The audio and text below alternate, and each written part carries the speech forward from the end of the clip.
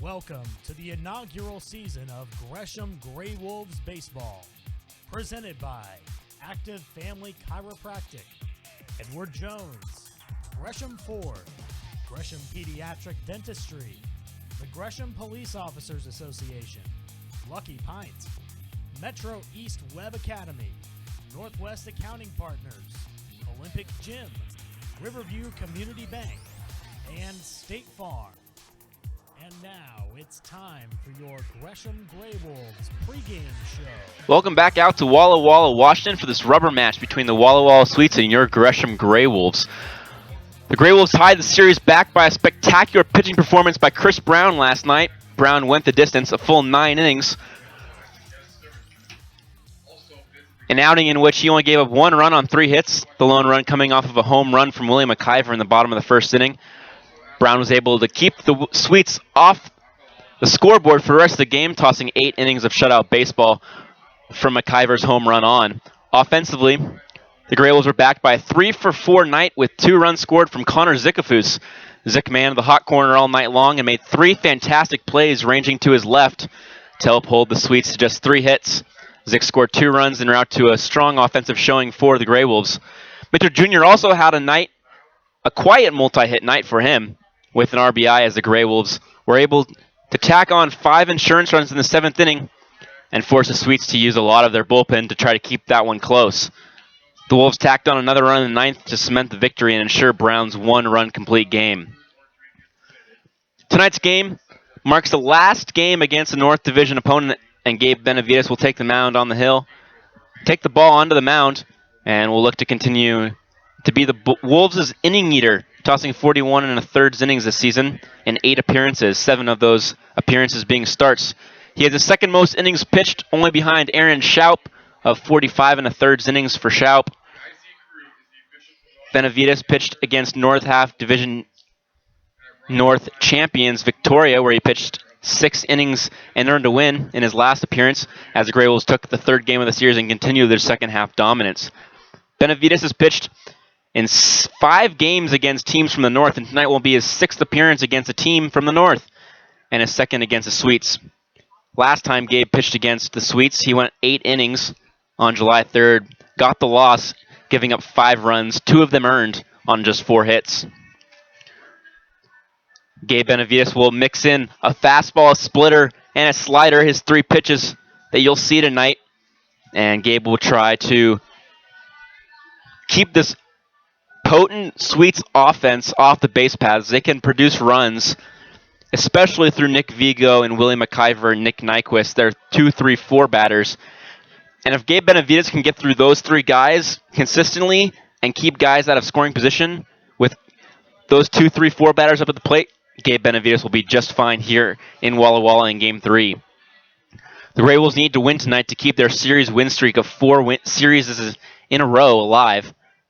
The Wolves dropped the first game of the series, but took last night's game in 7-1 fashion. If the Grey Wolves can take tonight's rubber match, they will move to 11-4, and will have won 5 straight series, and will not have dropped a series in the second half of the season.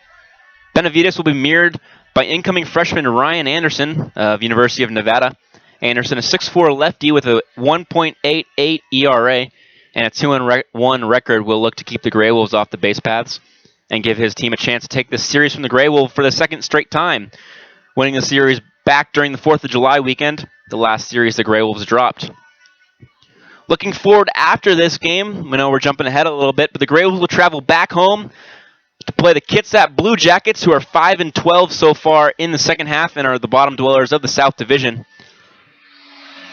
The Grey Wolves will then travel to Bend and Corvallis for a 6-game road trip, and then ending the season at Osland Field against the Bend Elks to close out the season. The Yakima Valley Pippins are hot on the trail of the Grey Wolves. The Grey Wolves enter tonight's game with a record of 10-4 in the second half of the season, and the Pippins enter tonight's game with 11-5 record. The Pippins are not playing the Grey Wolves tonight. They're playing the Kitsap Blue Jackets, and are only half game behind the Grey Wolves in the second half standings. Gresham is in first place, even though Pippins have an 11-5 record. They are ahead by winning percentage, and does not play Yakima again for the rest of the season, playing them all 6 times in the first half. Yakima ended the first half 3 games behind Corvallis for the first half title and is attempting to make the playoffs. By winning the second half title, Grey Wolves are attempting to do the same, as the Grey Wolves will look to extend their series win streak to 5 here in Walla Walla. You're listening to Gresham Grey Wolves Baseball. We'll take a short break here and come back, and we'll go over our starting lineups, go over statistics for the starting pitchers, as the umpires and managers will come out and discuss here shortly. Umpires coming out of their locker. You're listening to Grey Wolves Baseball on Grey Wolves Live. Finding the right dentist for your young children can be challenging. At Gresham Pediatric Dentistry, we understand the importance of helping your child feel comfortable in the dental chair. Since 2007, Dr. Jiyoung Lee has helped many young patients in the Gresham area, and she can help your child too. Request your appointment today at GreshamPediatricDentistry.com.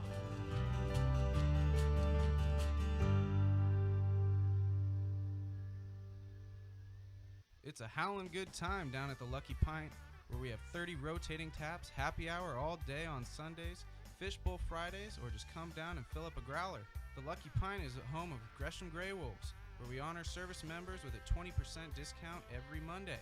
Check us out on Facebook to see our latest cocktails and craft beer list, and then come in and see for yourself what all the excitement is all about. Located at 1888 Northwest Fairview Parkway in Gresham, your locally owned place for craft beer and cocktails in Gresham. Turn a double play with the Gresham Grey Wolves this season by becoming a marketing partner. If you or someone you know would like more information on how to become a marketing partner of the Gresham Grey Wolves during their inaugural season, contact Derek Hargett at 503-890-8827 for more information. Again, that number is 503-890-8827. Your partnership with the Gresham Grey Wolves will be a howlin' time.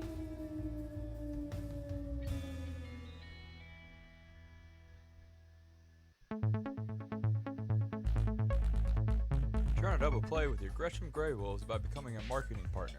If you or someone you know would like more information on how to become a marketing partner, contact the Grey Wolves at 503-428-5248. Again, that's 503-428-5248. Your partnership with the Grey Wolves will be a howl of a good time.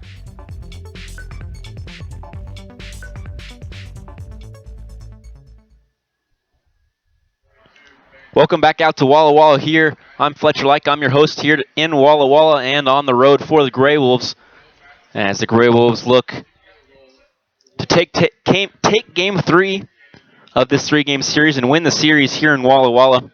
They'll have to go through Ryan Anderson of the University of Nevada, an incoming freshman to University of Nevada. The umpires and managers have gone over the round rules, exchanged lineups, and are announcing the starting lineup so far as provided by the managers.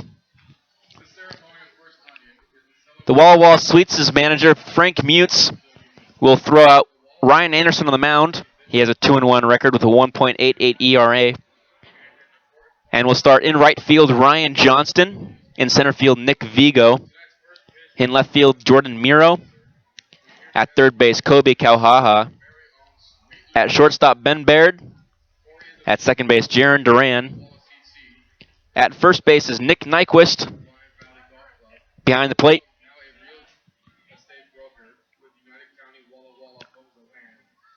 is Griffin Mazer.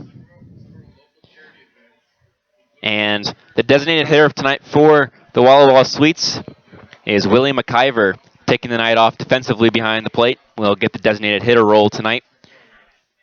And for the Grey Wolves offensively, as they'll hit first, we'll go over their starting lineup for the batting lineup. Leading off, playing shortstop, is Dylan Doherty. Batting second, playing second base, is Curtis Parent. The man with 2 RBIs last night is in left field, Mark Cardinale. Again at third base, playing the hot corner, last night's offensive player of the game is Connor Zikafus. The fifth batter is in center field, Ryan Smith. Jack Johnson from the University of Washington comes back into the lineup. He'll be the designated hitter, batting sixth. The right fielder from Cal is Jeffrey Minto Jr. He'll play right field. Behind the plate, flashing the signs out of the University of Nebraska is Ben Klenke. And at first base, an incoming freshman at Stanford University is Will Matheson. On the mound for the Grey Wolves is Gabe Benavides out of Grand Canyon University. The man with a 2-3 record and a 4.13 ERA will get the start against the Walla Walla Sweets. Their lineup consisting of Jaron Duran, Nick Vigo, William McIver, Nick Nyquist, Ryan Johnston.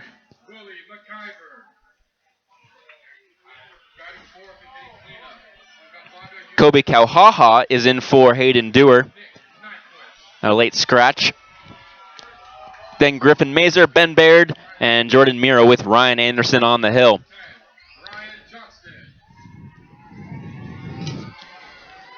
And last night, Chris Brown going the complete game, going the full 9 innings, getting that CG. The defensive player of the game going to Chris Brown, the overall player of the game going to Chris Brown, getting that 1-run, 3-hit complete game. Zick, also known as Connor Zickafus, went 3 for 4, scoring 2 runs. He was the offensive player of the game for the Grey Wolves. Jeffrey Mitchell Jr. went 2 for 5 with 2 runs scored. Mark Cardinale went 1 for 3, scoring 2 runners. And every hitter in the Grey Wolves lineup got a hit last night, and that highlights the offensive power and consistency that the Grey Wolves have coming into the series with a .245 batting average, and that batting average will most likely be going up here after this series as the starting lineups have been announced and the national anthem will be played here shortly. You're listening to Gresham Grey Wolves Baseball on Grey Wolves Live. We'll send you out for the national anthem. The Sweets are managed by Frank Mutz with pitching coach Michael Gilliam, hitting coach Kyle Wilkerson, and bench coach Matthew Troop. Nathan Fry is the team's athletic trainer. And now, ladies and gentlemen, we invite you to please rise, remove your caps, and draw your attention to the flag flying just beyond the center field wall, and join Madison and Austin Garrett as they sing our nation's anthem. Veterans of the armed forces, you are invited to salute.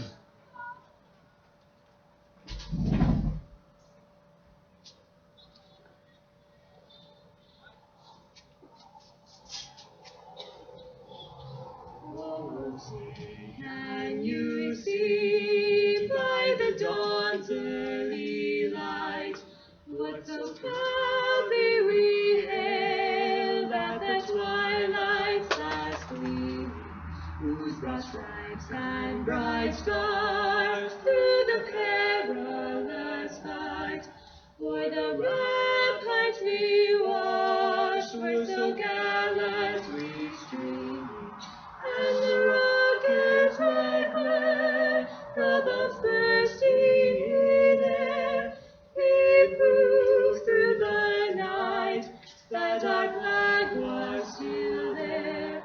Oh, say does that star-spangled banner yet wave o'er the land of the free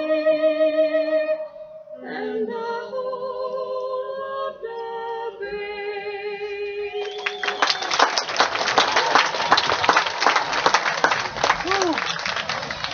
It's getting hot.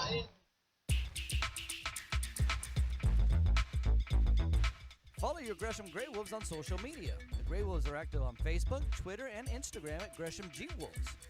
Follow your favorite West Coast League baseball team at home, on the road, and in the community. Behind-the-scenes access, photos from the ballpark, video recaps, and more, all at your fingertips. That's at Gresham G Wolves on Facebook, Twitter, and Instagram.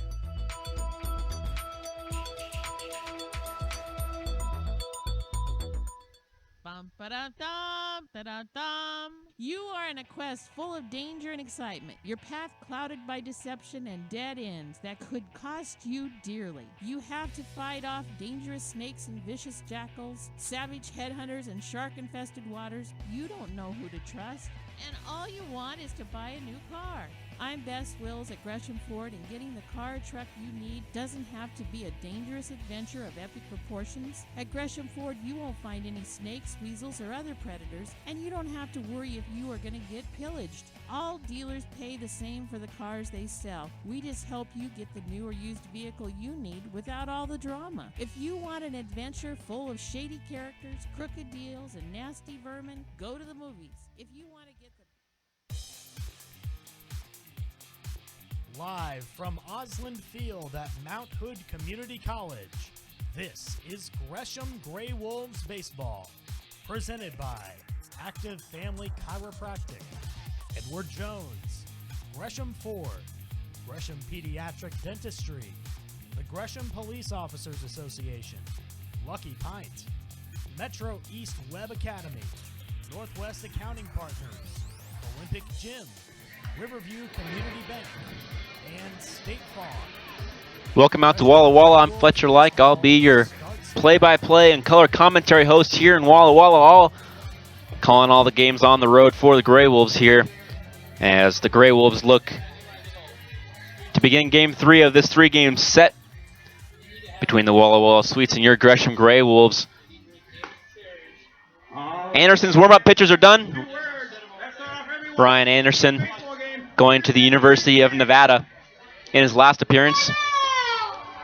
He tossed 2 innings, allowing 1 hit in a 2-0 loss against Bellingham. He did not get the decision. He faced 7 batters in a relief appearance. Has 6 appearances total, 4 starts. And he's pitched 28 2/3 innings, striking out 19. Dylan Doherty stepping into the batter's box for the Grey Wolves to lead things off. Go ahead, Bob. Play is called, and the first pitch from Anderson is low and outside for ball number 1. We're underway. Pitch time is 7:08, 95 degrees here in Walla Walla. It's a dry heat. Very little moisture as Doherty gets jammed. Slow roller to shortstop. Running for first base, and the throw is going to force Nyquist off the bag. And Dylan Doherty is going to be safe at first. We'll determine how they scored officially here shortly. If anything, it's going to be a hit, most likely. And that's what it's going to be scored as. A single for Doherty here to open things off. And Curtis Perrin will step into the batter's box. Lefty on lefty matchup again.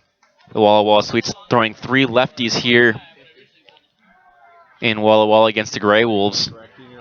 Throw over to first base is slow and is not going to get Doherty. The Grey Wolves are 12-10 against left-handed starters on the season. They're 9-10 against righties, as the first pitch to Curtis Perrin is inside for strike number 1.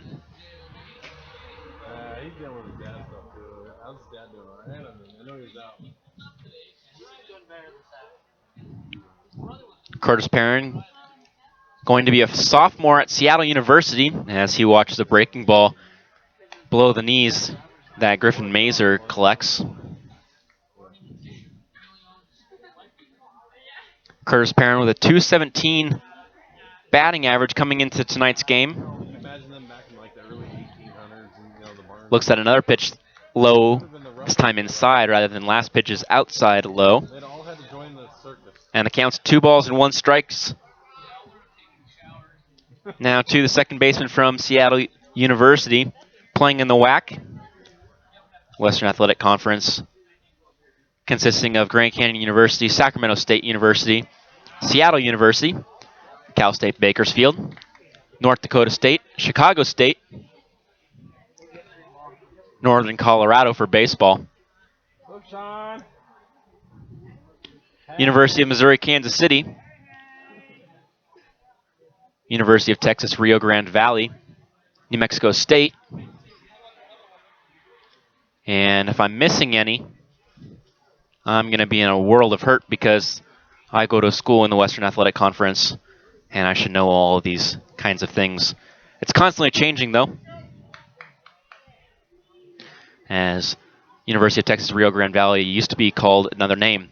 Curtis Perrin slices one right back up the middle.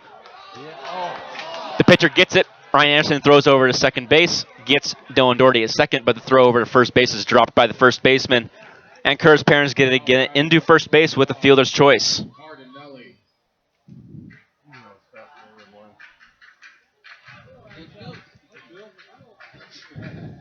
So no error on that play because of the fielder's choice. And Curtis Perrin gets on base on that play. That'll bring up Mark Cardinelli. Went 1 for 3 tonight with a couple of walks and scored 2 runners on a single to left field. Breaking ball is going to get over the plate for strike number 1 to the left fielder from UC Davis.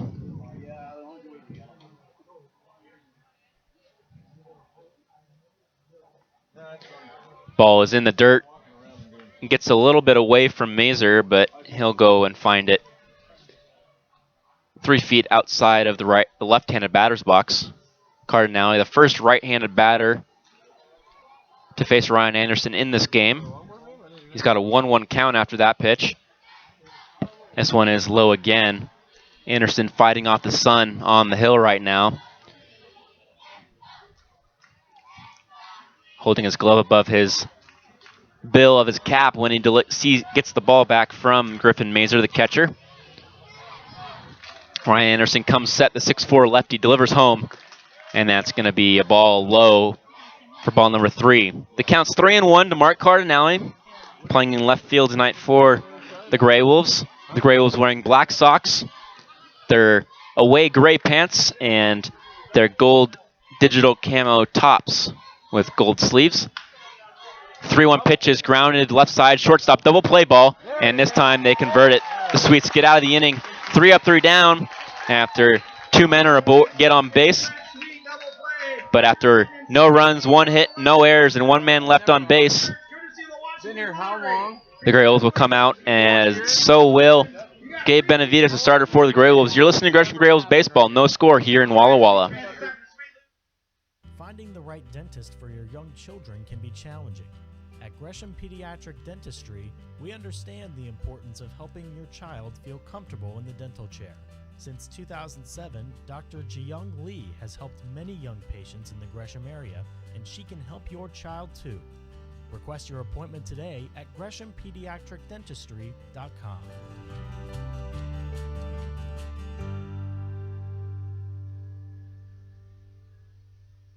Pack the park at Osland Field. The Grey Wolves are hosting the Bend Elks from Friday, August 5th through Sunday, August 7th. Fans can get $5 general admission tickets or $7 reserved seats all series long for the last West Coast League regular season series of the year.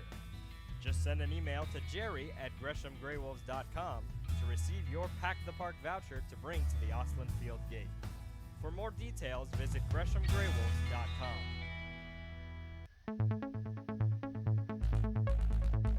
Try to double play with your Gresham Grey Wolves by becoming a marketing partner. If you or someone you know would like more information on how to become a marketing partner, contact the Grey Wolves at 503-428-5248. Again, that's 503-428-5248. Your partnership with the Grey Wolves will be a howl of a good time. Gabe Benavides is on the hill tonight for the Grey Wolves. Coming off a 6-inning outing against the Victoria Harbor Cats. He got the win in his 6 innings against the Harbor Cats. Pitching against the Harbor Cats twice. He's pitched against the Wenatchee Apple Sox twice. He's now pitching against the Walla Walla Sweets for the 2nd time, and he'll be the first pitcher for the Grey Wolves to pitch against the North opponent 3 separate times twice.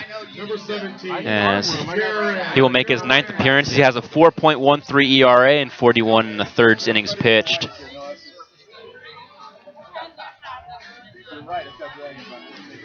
Against Victoria back on July 14th, he gave up 5 runs.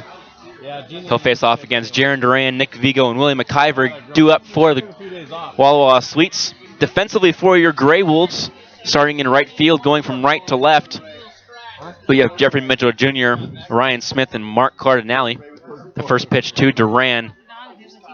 He has a splitter, and it's going to stay up for ball number 1. Now, for the infield, starting at third base is Connor Zikafus. At shortstop is Dylan Doherty. The 1-0 pitch is fouled out of play. Curtis Perrins at second base. Will Matheson, the graduate senior out of West Lynn High School down in West Lynn, Oregon, who's going to Stanford, will play first base. Ben Klinke's back behind the plate. Catching for Gabe Benavides. The 1-1 pitch from Benavides is low, and that makes the count 2-1.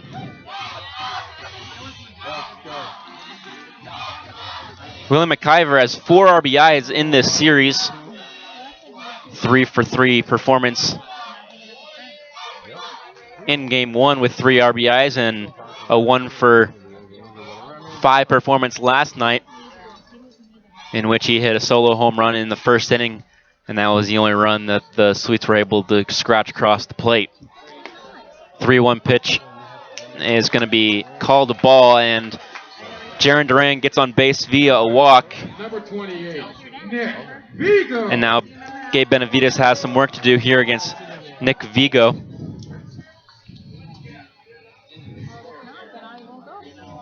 Vigo, what you say, man? Get the ball.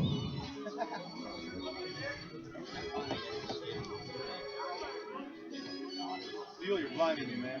Nick Vigo enters tonight's game with a .276 batting average. And the first pitch to Vigo, the center fielder who pitched last night as well. He came in during that 7th inning when the Gray Wolves tacked on 5 runs, the winning runs of the ball game, sending all 9 batters to the plate. Along with that deal over there, Every batter for the Gray Wolves got a hit last night. 1-0 pitch stays outside, and Ben Klink is going to call time and go talk to his pitcher on the mound. yes, I do. Gray Wolves are in their black socks or black stirrups, Just water. and their camo $570 tops gold camo, not the typical green, brown, and This is from washing cars. gold camo you might see on United States servicemen. You're telling me. Time is put back into play. It's a 2-0 count. Benavides will look at first base, deliver home, and the 2-0 pitch is fouled off by Nick Vigo, a fastball that Vigo just gets underneath.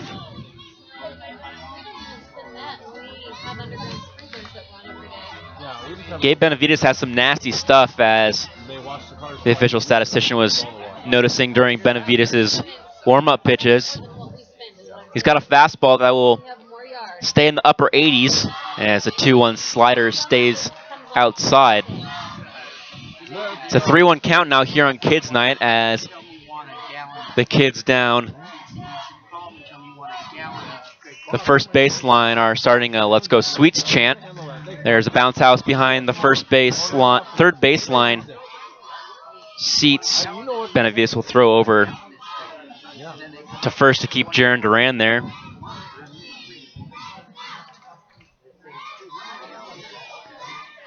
He'll come back onto the hill with a 3-1 count, and in danger of putting runners on first and second here with no outs if Benavides walks Nick Vigo. Not each time.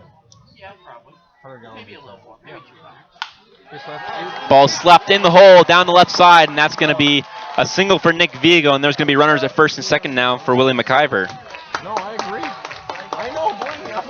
I understand. Now batting, number 9. Willie McIver is the designated hitter tonight. He has a .333 batting average, and he's second in the league in batting average. Yeah. Well, I'm going to have him shift my account for 5 years. Chris Murphy, Saturday night starter, has 57 strikeouts and leads the West Coast League after his 12 strikeout performance against the Gray Wolves in Game 1. Gray Wolves struck out 17 times in that performance, a night that they put behind them last night, as they were able to come out and spray 14 hits around the ballpark. First pitch is a slider that stays up for William McIver, I love that shit. and the count's 1-0. Flowers. I like it. I do. I like Gabe it. Benavides unable to find the strike zone early in the count so far here tonight. Both teams with a hit. Runners at first and second for the Sweets. Fastball skips into the chest of Ben Clanky. And the count's now 2-0 for Benavides to a very dangerous batter from the University of Washington. Hit over 300 in a handful of games for the Huskies.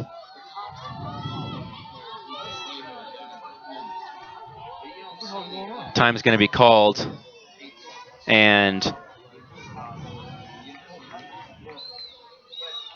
the trainer for the Sweets will toss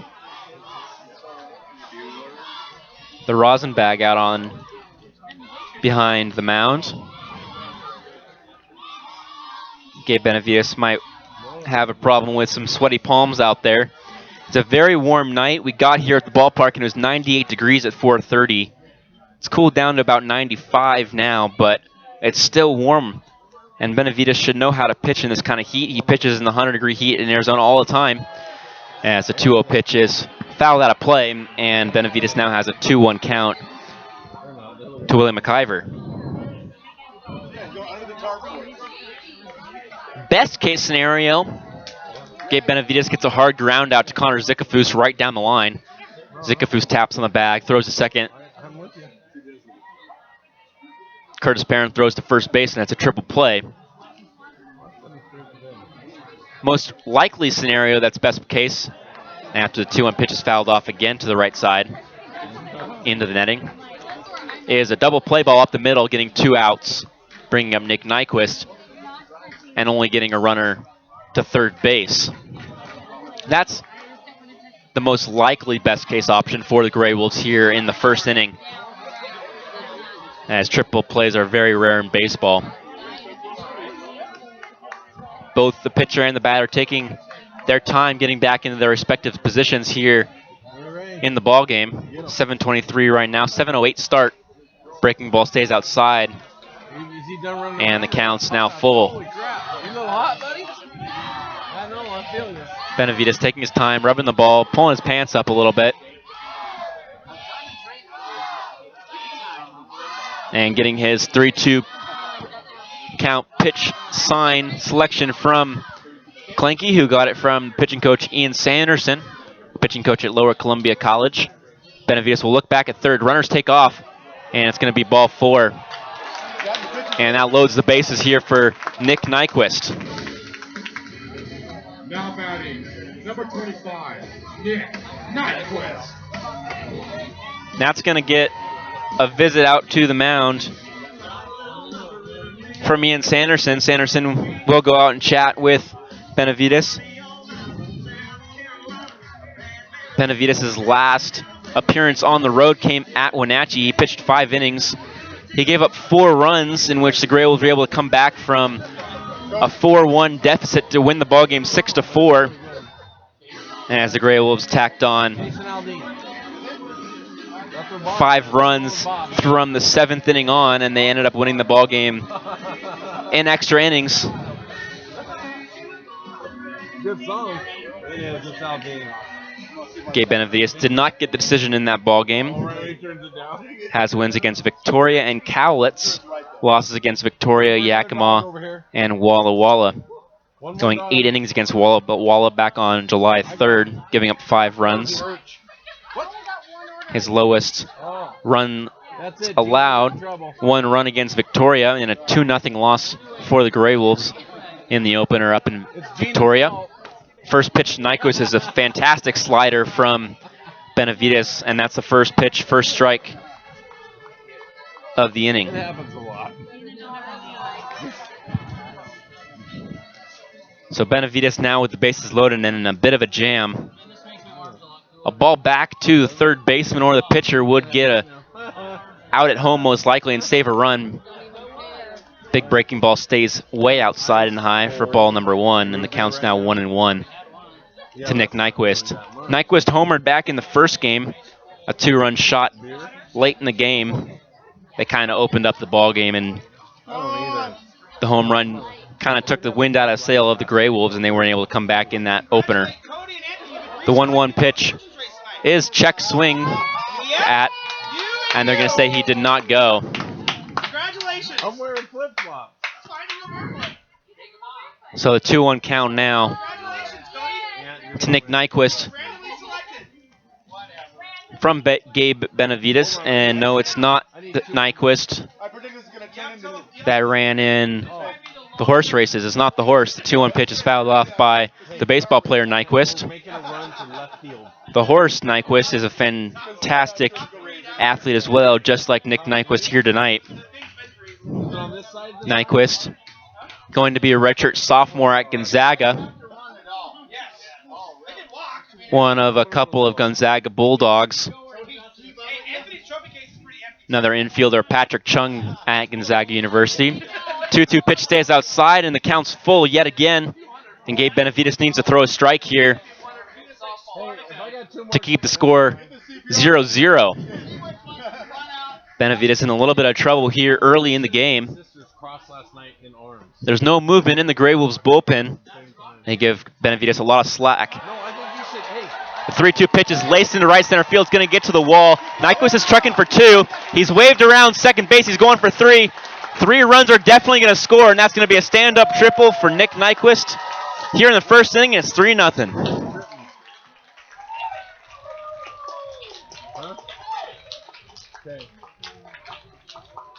No, I think look, we're going to both be pretty close to being tied. And then we're going to take off, and then Riggs is going to either slide tackle me or trip my leg. So the score is 3-0 here early in the game. Oh, we can do that. And Ryan Johnson, the right fielder, steps into the batter's box. Depending on my inebriation level, we might make it in. Ryan Johnson, a 5'10" redshirt freshman at UC Irvine. From San Diego, California, wearing number 10. And the first pitch to Johnston is low for a ball. Riggs, you just tell me what you want me to do. I mean, after a bases clearing triple from Nick Nyquist, score is 3-0 and there's no outs. Ground ball left side. Connor Zickafoos looks back, the runner at third, throws over to the bag. Will Matheson straddling the bag, has to find the base, tap on it, and throw it back to Benavides. Benavides has to jump as high as he can to snag that ball without going over his head. Connor Zickafoos was there to catch the ball if he need be, but nothing hurt there. 1 out. Runner at third base, and Kobe Kauhaha, a late addition to the lineup, steps into the batter's box. Hayden Dewar, a late scratch at about 6. Bunt, suicide squeeze bunt. Run's going to score. And the ball is dropped by Will Matheson at first base. After Gabe Benavides went to throw it there, Matheson had come halfway down the line. And an RBI suicide squeeze single there scores the 4th run of the ball game. Now batting, number 32, Griffin Mazer.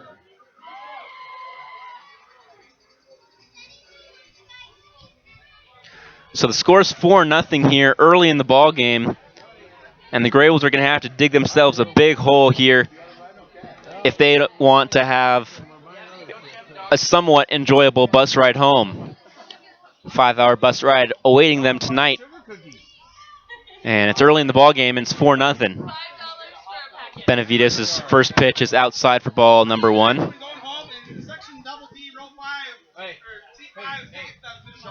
Sean, we've been here since day 1, and this seat has never won. This row has never won. No, the 1 out, 1-0, and the ball gets away from Ben Clanky. That's going to be a wild pitch, and that's going to put Kobe Kauhaha at second base. No, I won't. I'm coming here. Excuse the yelling in front of the booth. The on-field promotions staff is chatting with the gentleman in front of us, and they're hollering quite a bit. Turn the crowd mic down a little bit so you don't pick up as much of them. Benavides delivers home. And the count is now 3-0. And there's movement in the Grey Wolves bullpen now.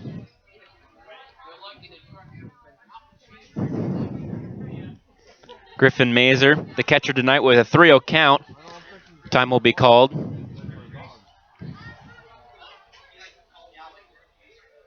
Mazer hasn't moved from the batter's box. And the umpire is saying something about being out of the batter's box. Frank Mutz is going to come down and chat with the home plate umpire. The home plate umpire is very confident in his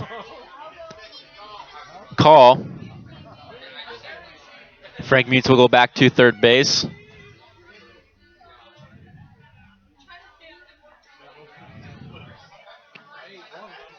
So a little bit of a delay there here.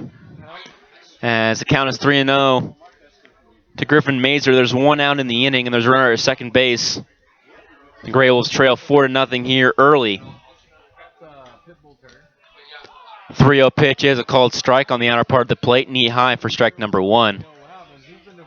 Gabe Benavides needing that strike to make sure he didn't give up the third walk of the inning. All runs have been earned. 3 hits. 4 runs. No errors.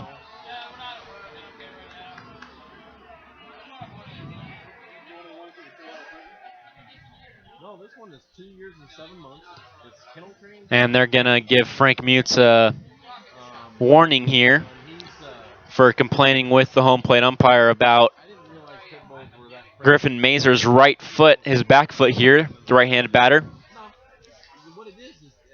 As it doesn't look like Mazer's out of the batter's box. His foot was on the line in the back, and his toe was at the front of the line in the front of the box, like the back of the box, closest to the catcher, that corner. 3-1 pitch swung on and fouled off the body of Mazer. Count's now full to the Sweets catcher.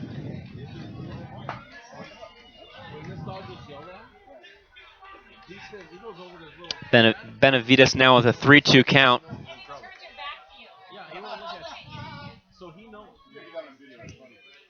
And 1 out in the inning. Gets a sign from Ben Clanky. Looks back at Kobe Kauhaha at second base. Delivers home. It swung on and missed. Clanky holds on to it, and that's the first strikeout of the inning and out number 2. Brings up Ben Baird, and he'll be the 8th batter of the inning. Ben Baird playing shortstop tonight. Yet again, played shortstop last night. Kobe Kauhaha playing third again.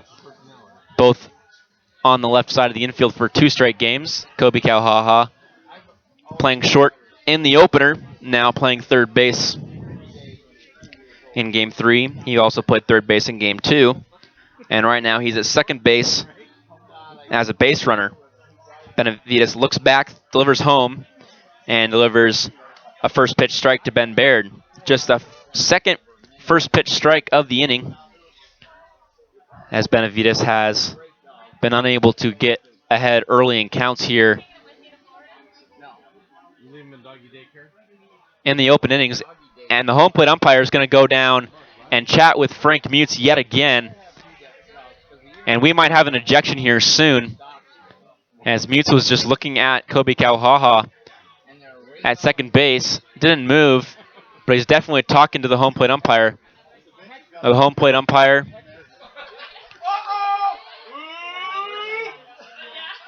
is walking back to the home plate. And Frank Mutz, excuse me, Griffin Mazer, the one that Frank Mutz was not having it from. Frank Mutz will go and tell his dugout to stop talking, as the home plate umpire did not like the banter between the Walla Walla Sweets and most likely the Grey Wolves, as both teams look to be chirping on each other from dugout to dugout. Runner takes off, Kobe Kauhaha. Throw over to third base is in time, and that's going to be a 2-5 caught stealing there as Kobe Kauhaha tried to get around the tag. Similar to Rugnetta Dewar sliding into second base and avoiding the tag against the Red Sox earlier in the season, pulling his left arm up and sliding on his side. Kobe Kauhaha is out at third base, and that ends the inning after the Sweets score 4 runs off of 2 hits and an error. You're listening to Gresham Grey Wolves Baseball on Grey Wolves Live. It's time to gear up. Visit the Grey Wolves team store during your next visit to Osland Field. Hats, hoodies, and shirts in different styles, colors, and logos to show your support of Gresham's team. We have a huge selection of Grey Wolves gear available online as well. Just visit GreshamGreyWolves.com to pick up your favorite gear and wear it to the next Grey Wolves game at Osland Field. That's the team store at GreshamGreyWolves.com. Gear up! Bum, ba-da-dum, da-da-dum. You are in a quest full of danger and excitement. Your path clouded by deception and dead ends that could cost you dearly. You have to fight off dangerous snakes and vicious jackals, savage headhunters and shark-infested waters. You don't know who to trust, and all you want is to buy a new car.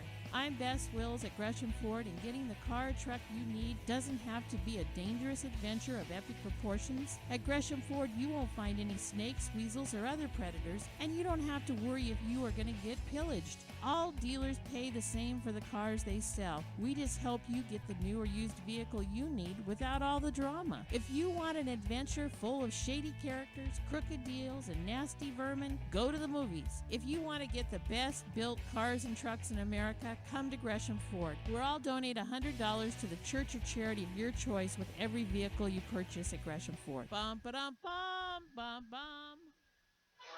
Connor Zickafoose into the batter's box for the Grey Wolves here in the inning. After a 30-minute first inning, the Grey Wolves are back out. For the second, Connor Zickafoose going 3 for 4 last night, scoring 2 runs.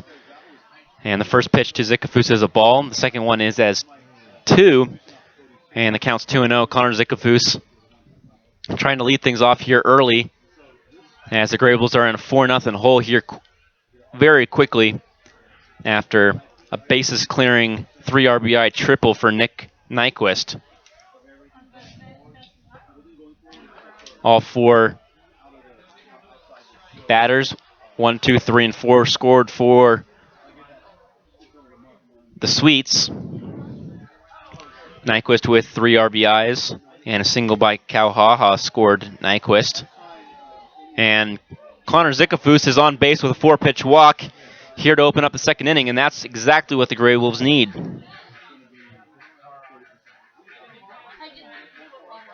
That brings up Ryan Smith, and Ryan Smith comes into the game with a .314 batting average, leading the team,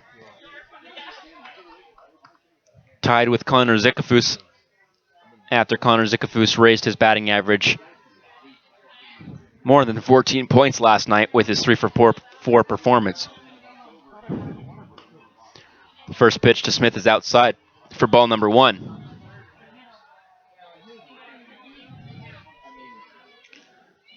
And the Grey Wolves did have success early in the first inning. They just grounded into double play balls both times. They had 2 runners on as Ryan Smith fouls off the 1-0 offering back towards the right side of the press box. We're on the left side. The Sweets in all white, and as the sun is setting and the entire infield is shaded now. Center field has some sun in it, as does left center field and right center field, but that's about it. The 1-1 pitch gets away from Mazer, and Connor Zickafoose is going to go into second base on the wild pitch.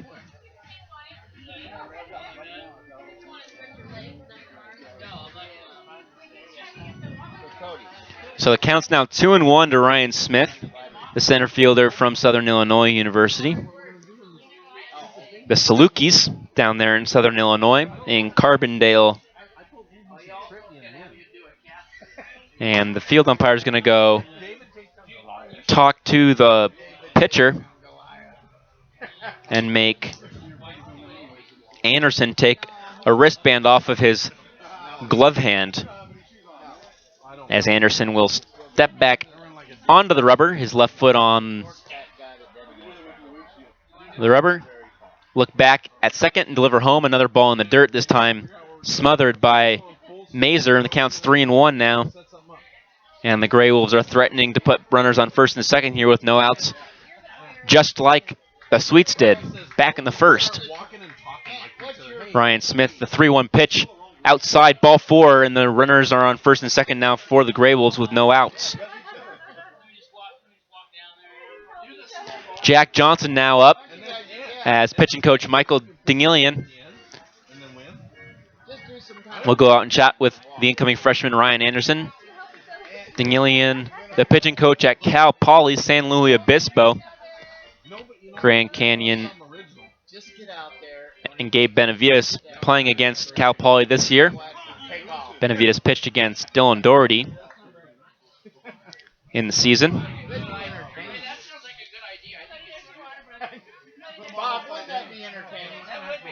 Gabe Benavides hit Doherty and is one at bat against Benavides. First pitch to Johnson is upstairs for ball number 1. And Johnson, who hit a home run in game 1 of this series, is now up with runners on first and second. The 1-0 pitch is low. And now both lefties for both teams are getting into a little trouble here without being able to find the strikes down early in the count. Anderson got out of the first inning 3 up, 3 down after a fielder's choice and then a double play ball. Both outs back up the middle for the Grey Wolves. The 2-0 pitch is a called strike.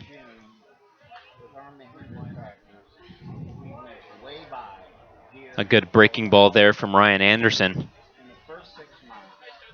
The 2-1 pitch is a fastball down the middle for strike number 2, and the count's 2-0. 2-2, excuse me. No outs in the inning. Runners at first and second base. As Jack Johnson will look like he's calling time, but then he'll put his hand back on the bat. See the 3-2 pitch get away from the catcher.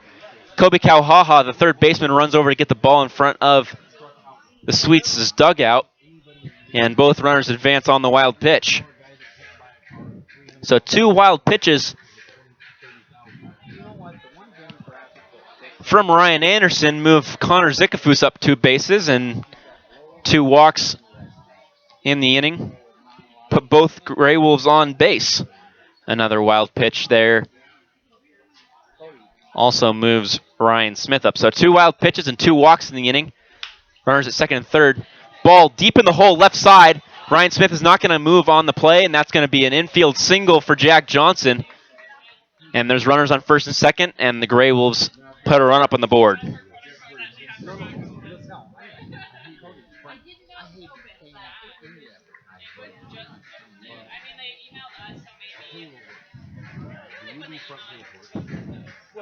That'll bring up Jeffrey Mitchell Jr. as Connor Zickafoos has now scored 3 runs in 2 baseball games. Grey Wolves now trail 4-1 here in the second, and this one looked like it's going to be a long baseball game here in Walla Walla. First pitch to Jeffrey Mitchell Jr. is too low for it to be a strike, and that's ball number 1 here to Jeffrey Mitchell Jr. 3 straight first pitch balls from Ryan Anderson. Anderson looks back at Smith at second base and delivers. This time it's going to be high enough for a strike, and it's going to clip the outer part of the plate for strike number 1. 1-1 count now to the right fielder from the University of California, the Berkeley campus. Jeffrey Mitchell Jr., a Cal Golden Bear. As the 1-1 pitch is swung on and missed by Jeffrey Mitchell Jr. And the count's 1-2 now. The first 2-strike count for Anderson in this inning. Mitchell Jr. played in 25 games as the 1-2 pitch gets away from Mazer again. This 3 pitches from Anderson inside in the dirt that Mazer cannot hold on to. This time it doesn't hurt Ryan Anderson as the base runners don't go anywhere. And I do it on a lump sum. I already paid for all this. Jeffrey Minter Jr. started in 3 of the 25 games he played in as a true freshman. He finished the season with a 154 batting average. Runners take off, and the pitch is fouled off on a hit and run by the Grey Wolves there. Smith and Johnson with speed on the base paths.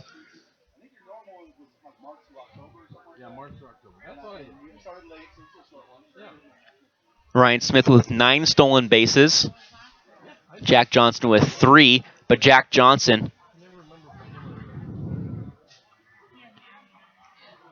leads the team in runs scored with 22. He came into the series with the most at 21, and he scored a run on his home run in the first game.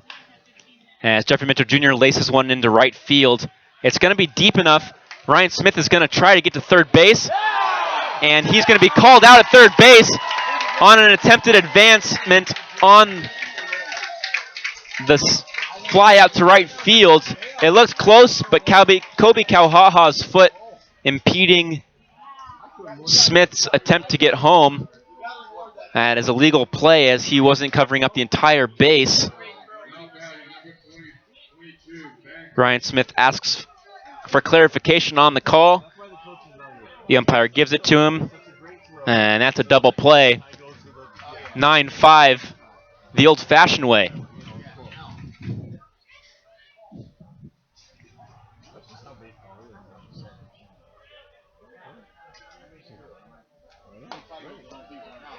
Van Clanky swings and misses at the first pitch he sees from Ryan Anderson. Lefty on lefty matchup. As there's now 2 outs in the inning, and Jack Johnson is still at first base.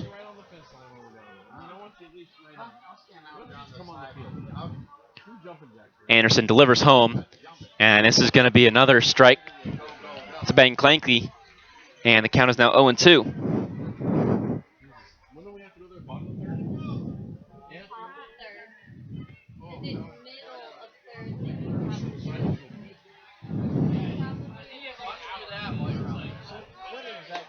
Runner takes off. Jack Johnson trying to steal second base, and he's going to do that as Ben Baird slips and slides on the attempted tag. He fell before the ball got to him. He was able to hold on to it and make the catch to keep the ball from going into center field. Johnson would have advanced to third base if the ball had gotten into center field, most likely. Count is now 1-2 after the 0-2 pitch was outside for ball number 1. Runner at second base now, and the 1-2 offering is in the dirt and outside to Clanky.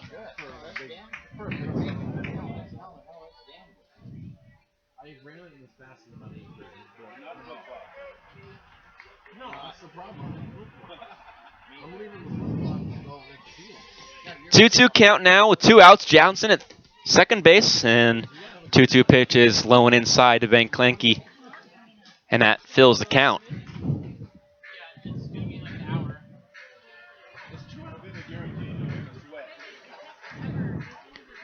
So Clanky with a full count with runner at second base, and he needs to see a strike, and he needs to put his barrel on it to keep the Grey Wolves alive in this inning. He swings and he misses at the payoff pitch, and the Grey Wolves strand a runner at second base, but the Grey Wolves do score a run, and now the lead is only 3 runs here. Heading to the bottom of the second, Gabe Benavides most likely coming back out for the second, and that he does. You're listening to Gresham Grey Wolves Baseball. Grey Wolves trail 4-1 here in Walla Walla in this rubber match on Grey Wolves Live. Ba-da-dum, da-da-dum. You are in a quest full of danger and excitement. Your path clouded by deception and dead ends that could cost you dearly. You have to fight off dangerous snakes and vicious jackals, savage headhunters and shark-infested waters. You don't know who to trust, and all you want is to buy a new car. I'm Bess Wills at Gresham Ford, and getting the car or truck you need doesn't have to be a dangerous adventure of epic proportions. At Gresham Ford, you won't find any snakes, weasels, or other predators, and you don't have to worry if you are going to get pillaged. All dealers pay the same for the cars they sell. We just help you get the new or used vehicle you need without all the drama. If you want an adventure full of shady characters, crooked deals, and nasty vermin, go to the movies. If you want to get the best built cars and trucks in America, come to Gresham Ford. We'll all donate $100 to the church or charity of your choice with every vehicle you purchase at Gresham Ford. Bum ba dum bum bum bum. It's time to gear up. Visit the Grey Wolves team store during your next visit to Osland Field. Hats, hoodies, and shirts in different styles, colors, and logos to show your support of Gresham's team. We have a huge selection of Grey Wolves gear available online as well.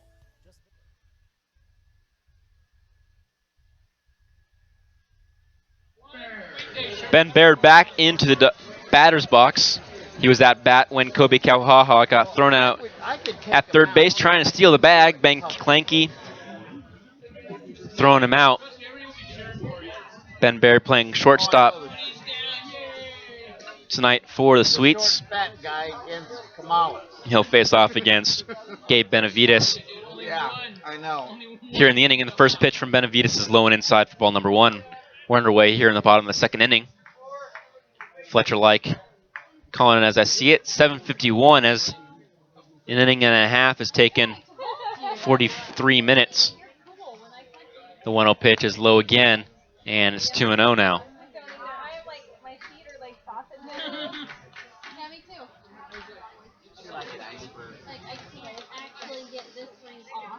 Benavides' 2-1 pitch is chopped down the third baseline, a high bouncer that stays foul, and it will get into the bullpen of the Sweets. Nobody down there for the Sweets. There is movement in the Grey Wolves bullpen, as Go lighten up. left-handed pitcher Stretch your hammies out. Yeah, no pull hammies. the left-handed pitcher is warming up. The 2-1 pitch is outside, and the count is now 3-1.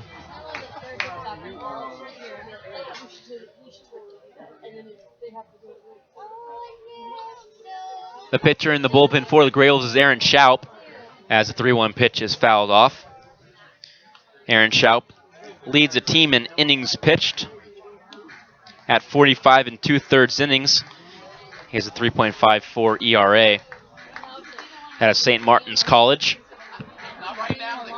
Benavides with a full count to Ben Baird, the shortstop for the Sweets here in Game 3. Ground ball left side. A diving effort by Dylan Doherty, but he slips on the attempt to get back up quickly, and that's going to be a single for Ben Baird here in the second. Brings up the number 9 batter, Jordan Miro. He's playing in left field. Jordan Miro.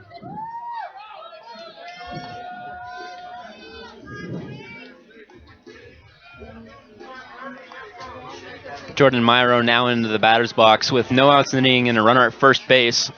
Ben Baird after he singled to Dylan Doherty, the shortstop, who made a fantastic diving effort deep to his right.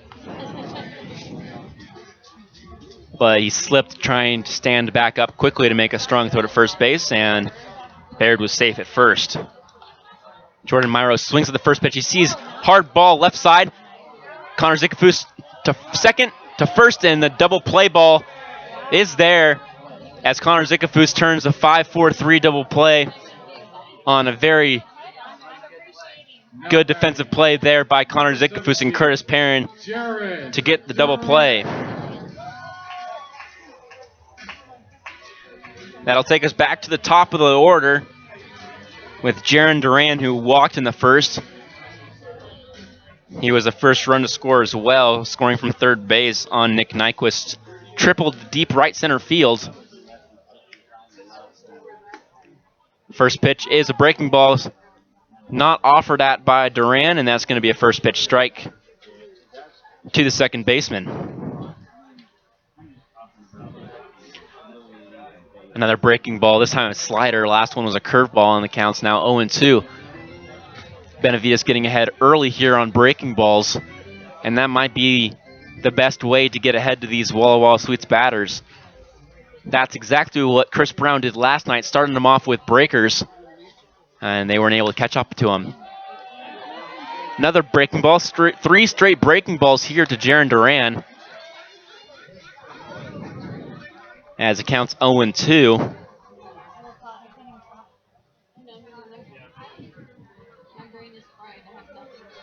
And there's 2 outs in the inning.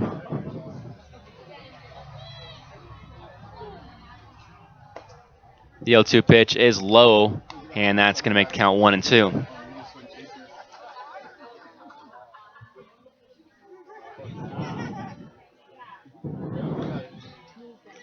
One-two count. Delivery is low again, this time outside, and the count's 2-2. So after Gabe Benavides gets ahead early with 3 straight breaking balls to make the count 0-2, one of them getting fouled off, the count is now 2-2 after 2 fastballs haven't been able to cross the plate. A splitter stays way outside, and the count's now full. Here to Jaron Duran, and Duran is threatening to walk again.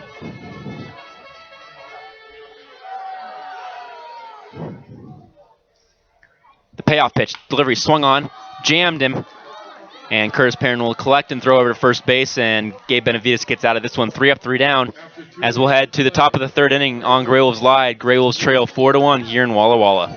Finding the right dentist for your young children can be challenging.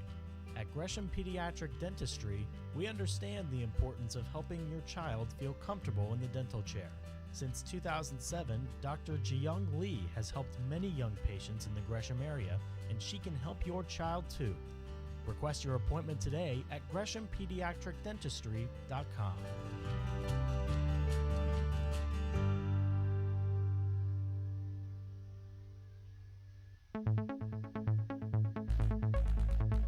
Try to double play with your Gresham Grey Wolves by becoming a marketing partner. If you or someone you know would like more information on how to become a marketing partner, contact the Grey Wolves at 503-428-5248. Again, that's 503-428-5248. Your partnership with the Grey Wolves will be a howl of a good time.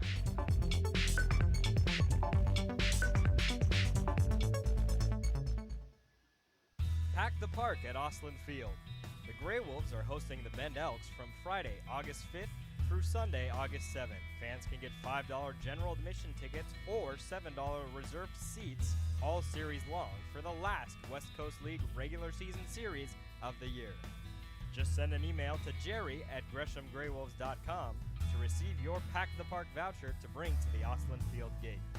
For more details, visit greshamgraywolves.com. The 9-1-2 batters are due up for the Grey Wolves. Will Matheson, Dylan Doherty, and Curtis Perrin here in the 3rd inning. Grey Wolves trail 4-1, but got a run back in the 2nd. Connor Zikfu scoring for the 2nd night in a row, scoring 2 runs last night, scoring the 1st run for the Grey Wolves here again. As Will Matheson, the incoming freshman at Stanford University, will look at the first pitch changeup above the belt for ball number 1.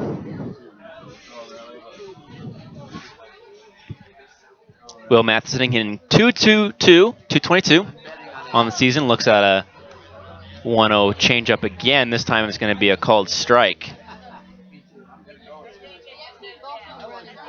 Matheson has 2 hits, 10 hits, 3 doubles. Ground ball left side right over the top of the bag. The throw from Kobe Kauhaha is in time to get Matheson. Matheson will go back to the dugout as out number 1. Dylan Doherty now up. Singled back in the 1st inning, but was out at second base on a fielder's choice. Dylan Doherty,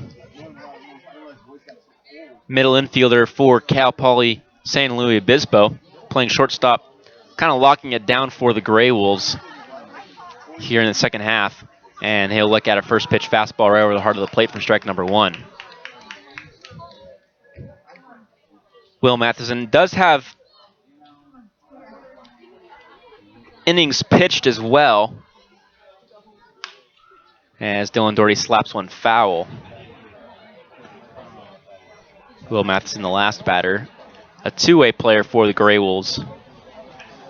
The only one on the team.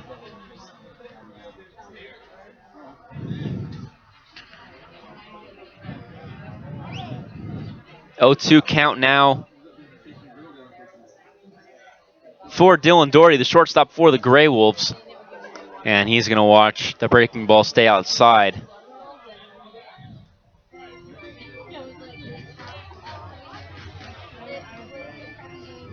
Will Madison pitching in 3 total appearances, 2 in West Coast League play, as Dylan Doherty will get jammed and pull one down the first baseline.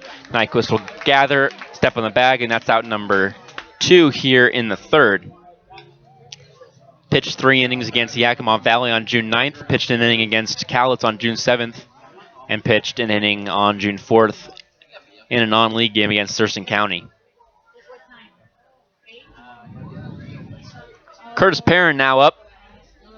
He grounded into a fielder's choice and was safe at first base on the play. He'll see a first pitch breaking ball, not offer at it, but it's going to be a called strike number 1. Grey Wolves trail by 3 here in the top of the third inning, as Curtis Perrin will foul one high and out of play. This one is going to get over the netting above the press box that keeps balls from going into the forest behind the complex. As the count is now 0-2 quickly here from Ryan Anderson to Curtis Perrin. Left-handed pitcher facing off against left-handed batter Perrin. The 0-2 pitch is a chaser pitch in the dirt. Curtis Perrin wisely not swinging at it. And that's a pretty new and pretty constant idea and concept in baseball for the last couple of years, is the 0-2 chaser pitch outside and low, as the 1-2 pitch is low and outside as well. On an 0-2 pitch, you know that the batter needs to fight off, and if they're impatient, they're going to swing at a pitch way outside, and that's what pitchers will do. The 2-2 pitch is popped up, and this one's going to get out of play just over the top of the Grey Wolves dugout down the first baseline. Mark Cardinelli on deck. Went 1 for 3 last night with 2 walks. He had 2 RBIs as well, the most RBIs on the team last night.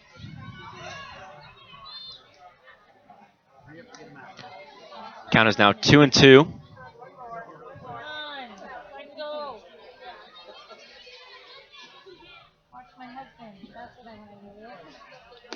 2-2 pitch stays outside, and the count is now full to Curtis Perrin.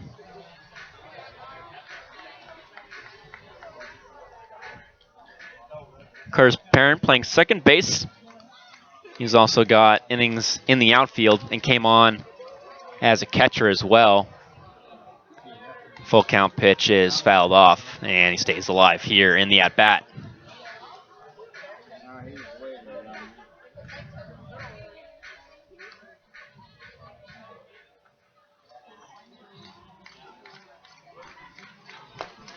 And Curtis Perrin's going to get on base with a walk here, as the full count pitch was inside.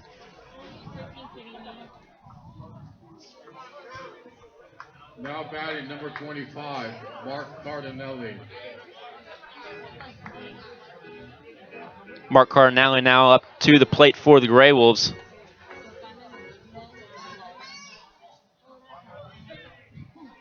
With a runner at first base after Perrin earned a walk here on a long at-bat.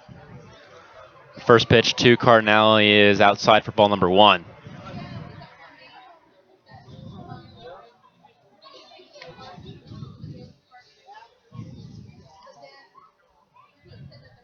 An 8-pitch at-bat to Curtis Perrin. The 1-0 pitch gets away from Griffin Mazer, and that's going to be a passed ball, as Mazer just let that one fall out of his glove, and Curtis Perrin's now going to stand at second base.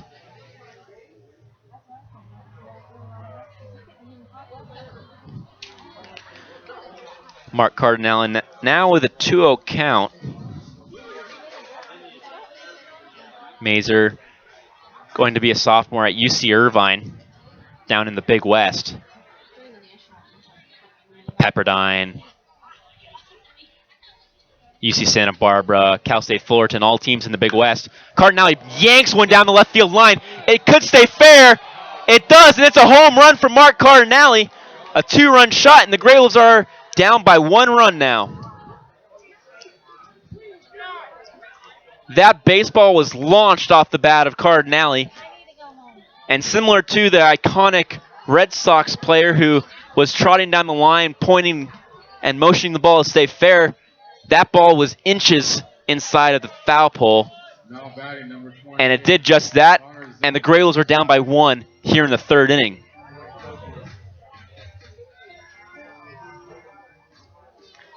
The first home run for Mark Cardinale. And the Grey Wolves are down by 1 run as the first pitch to Connor Zickafoos now is called a ball.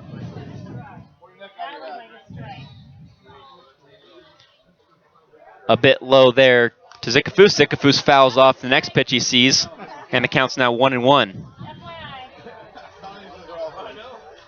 They're all strikes. They're all strikes. All of them. All of them.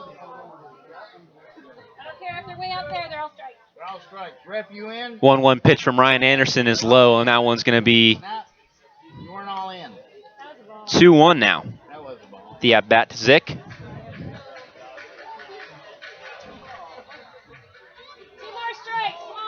2-1 count, 2 outs in the inning after Cardinale's 2-run homer, and Connor Zickafoos gets jammed, and he's going to flare one into left field. Jordan Myro will make the catch, but not after the Grey Wolves and Mark Cardinale get 2 runs across on a 2-run shot. But Mark Cardinale, a laser off the bat of the UC Davis outfielder, gets over the Inland Cellular scoreboard down the left field line, over the 315 wall, and just inside the foul pole. The Grey Wolves are down by 1 run. You're listening to Gresham Grey Wolves Baseball on Grey Wolves Live. Time down at the Lucky Pint, where we have 30 rotating taps, happy hour all day on Sundays, fishbowl Fridays, or just come down and fill up a growler. The Lucky Pint is the home of Gresham Grey Wolves, where we honor service members with a 20% discount every Monday. Check us out on Facebook to see our latest cocktails and craft beer list, and then come in and see for yourself what all the excitement is all about. Located at 1888 Northwest Fairview Parkway in Gresham, your locally owned place for craft beer and cocktails in Gresham. Pack the park at Osland Field. The Grey Wolves are hosting the Bend Elks from Friday, August 5th through Sunday, August 7th. Fans can get $5 general admission tickets or $7 reserved seats all series long for the last West Coast League regular season series of the year. Just send an email to jerry@greshamgraywolves.com to receive your Pack the Park voucher to bring to the Osland Field gate. For more details, visit greshamgraywolves.com.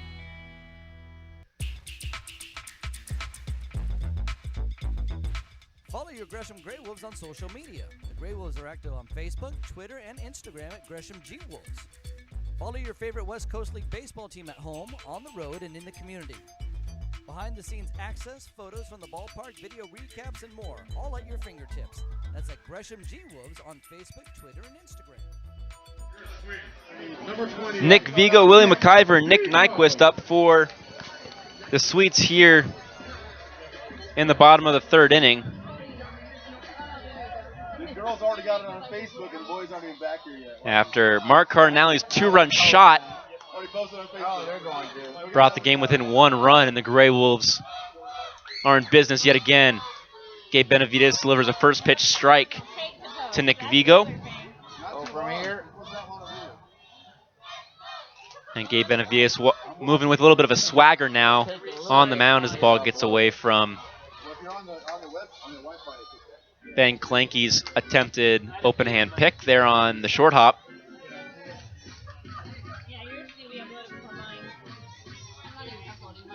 1-1 count now to That was the slowest race I've ever seen. is a splitter that stays outside. The count's 2-1 now. Next time Anthony does it, we should have worn much other pants. 2-1 count to a dangerous Nick Vigo, the center fielder for the Walla Walla Sweets out of Cal State Monterey Bay. He looks like what? Fastball stays outside, and the count is now 3-1.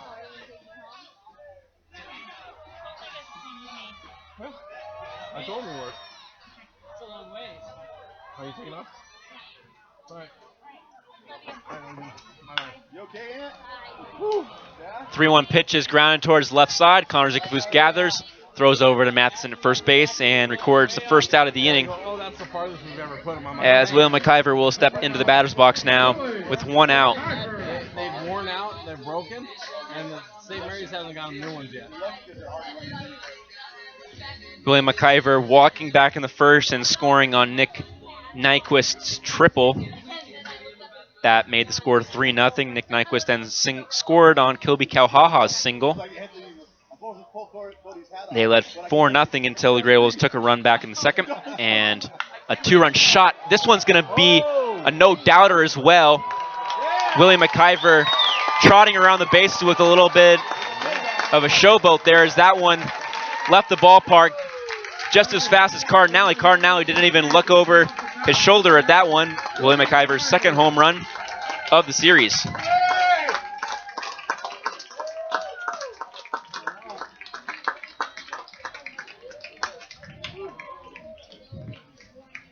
Damn it, Riggs, that was good. I wasn't expecting that.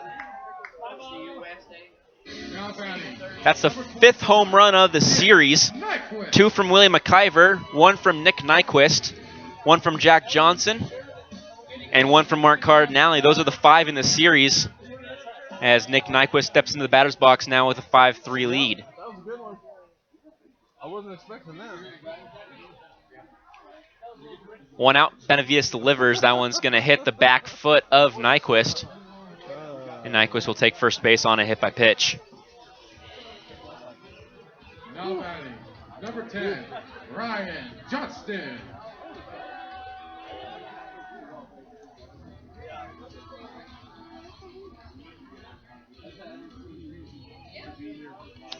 Nyquist now at first base. Ryan Johnston, the right fielder who gunned out Ryan Smith at third base from right field. A fantastic throw showing off his arm as the first pitch stays inside to Johnston. Johnston at 5'10", doesn't look like he's got a lot of mass to him, not as much as Josh Adams or Mark Cardinale, but he showed his athleticism as he was able to gun Ryan Smith, very speedy base runner at third, trying to advance on this fly ball to right.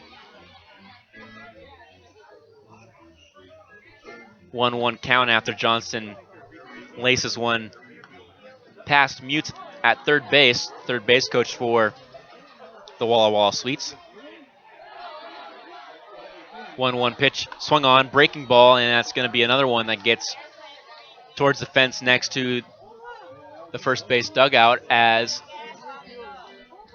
a military plane is flying over the field very high up in the sky, and a fuel tank plane is fueling the plane as both planes are inches away from each other up in the sky. Everybody's pulling out their phones to take a peek at it, as that's a once-in-a-lifetime thing to see.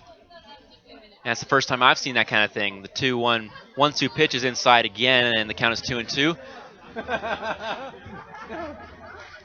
Gabe Benavides trying to stay inside the Johnson, jam him, and pull a ball down to Connor Zickafoose, who's playing stellar defense for the Grey Wolves right now. 2-2 pitch, swung on, yanked down the third baseline, and it's just going to get foul as Benavides is living inside right now to Johnston. That was a really cool thing to see there as the refueling plane was fueling another plane.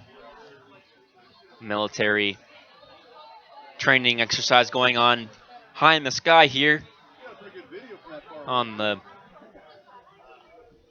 Washington side of the border, Walla Walla. Close to both Pendleton and Tri-City area, Pasco, Wenatchee, and Kennewick. Not Wenatchee. Kennewick, Pasco, and there's another town there. I can't remember the name. It's always the one that eludes me. The 2-2 pitch is inside and low, and the count is now full.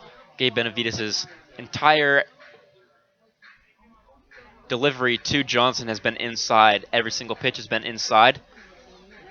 Trying to get Johnson to pull one towards Connor Zickafoose or get jammed and flare one down the right side. Yeah, you would have had to been like right on the fence line. Time is Ray, called you by have to be on the Johnston, fence line. as Benavides was taking too much time in the batter's box. It's getting to the point of dusk as the sun has completely gone behind the hills in the west. And the payoff pitch to Johnston is swung on and miss. And that's the first strikeout of the inning, the second out of the inning. Griffin Mazer and Ryan Johnson striking out by way of Gabe Benavides. That brings up Kobe Kauhaha, the third baseman for the Walla Walla Sweets. Right-handed batter will face off against Benavides, and he'll swing and miss at the first pitch he sees. Klinke loses the ball, and he's unable to deliver a ball at second base as Nikos gets into third base on the wild pitch.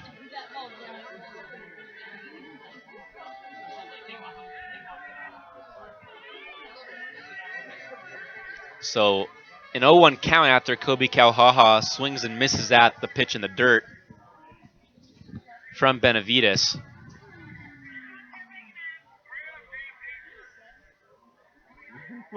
Benavides will look back at Nyquist at second base, and Kauhaha swings and misses again at a pitch in the dirt. The count's now 0-2. He kicks the dirt in disgust with himself for swinging at that pitch yet again in the dirt. Benavides' stuff showing here. He's got some nasty pitches out there. He's gotten his third pitch back. He was telling me that at school at Grand Canyon University, he really only had a fastball and a changeup. His slider hadn't been produced yet. He's moved his changeup to be a splitter, so a split finger change instead of a circle change, similar to what many pitchers throw, and his slider's improved, and that's given him the ability to keep hitters off balance as he delivers a fastball up at the letters for ball number 1.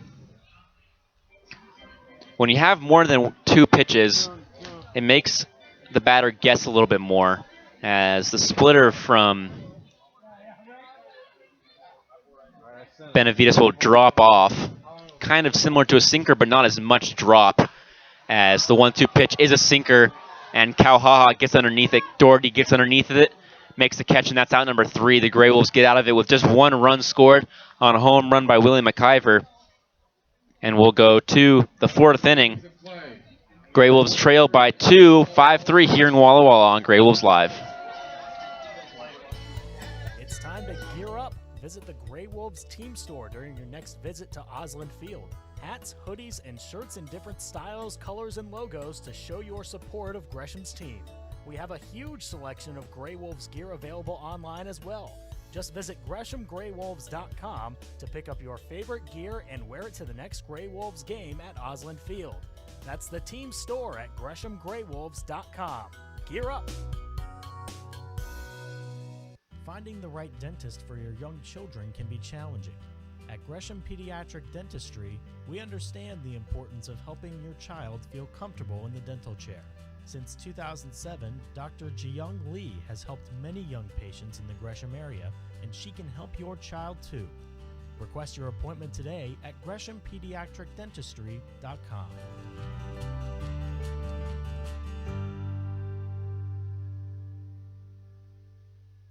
Bum ba-da-dum, da-da-dum. You are in a quest full of danger and excitement. Your path clouded by deception and dead ends that could cost you dearly. You have to fight off dangerous snakes and vicious jackals, savage headhunters and shark-infested waters. You don't know who to trust, and all you want is to buy a new car. I'm Bess Wills at Gresham Ford, and getting the car or truck you need doesn't have to be a Ryan Smith from Southern Illinois University, Jack Johnson from the University of Washington, and Jeffrey Mitchell Jr. from the University of California due up for the Grey Wolves here in the 4th inning. Grey Wolves trail 5-3 after 2 home runs were hit in the 3rd, one by Mark Cardinale for the Grey Wolves and a solo shot for William McIver, his 2nd of the series. Cardinale is a 2-run homer. William McIver's a 1-run homer. The first pitch to Ryan Smith is a ball up in the zone. The 1-0 pitch is fouled off by Ryan Smith, and the count is now 1-1. We only got like 6 more games or 7 more games. I mean, it's coming to an end.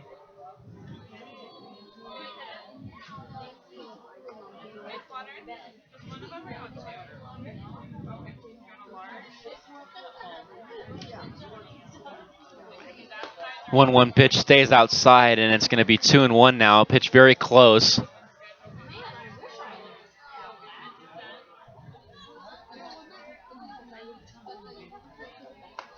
Two-one pitch stays upstairs. That one even closer than the last one, and the count's now 3-1. Ryan Smith doing well to be a patient hitter in the batter's box here for the Gray Wolves this summer, hitting .314, and the 3-1 pitch is going to fall in there just above the knees for strike number 2, and the count's now full to the Salukian Gray Wolves center fielder. Ryan Smith fouls off that 3-2 pitch. He hops around, a little upset with himself that he didn't put that one in play forward, as he wants that one back, knowing that that fastball could have been his, the one he put in a gap. The payoff pitch swung on and blooped into shallow right field. The right fielder Johnson underneath it, and he'll make the catch for out number 1. Now batting number 8, Jack Johnson. That brings up Jack Johnson, designated hitter for the Gray Wolves.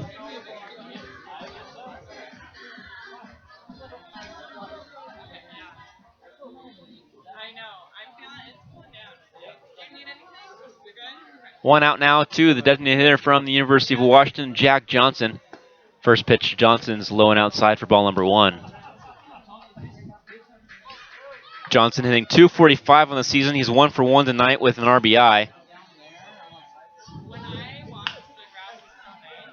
He grounds one to the left side on the 1-0 pitch. He's trucking for first base, and he's going to be safe as the first baseman was off the bag. First baseman Nyquist pulled off the bag by Kobe Kauhaha's throw. A good call there from the field umpire, as Nyquist's foot was not on the bag when he caught the ball. Just out of the reach of the first baseman from Gonzaga. From Coeur d'Alene, Idaho. Just an hour or so drive from here. Yeah. First pitch to Jeffrey Mitchell Jr. is low. I was from my tag.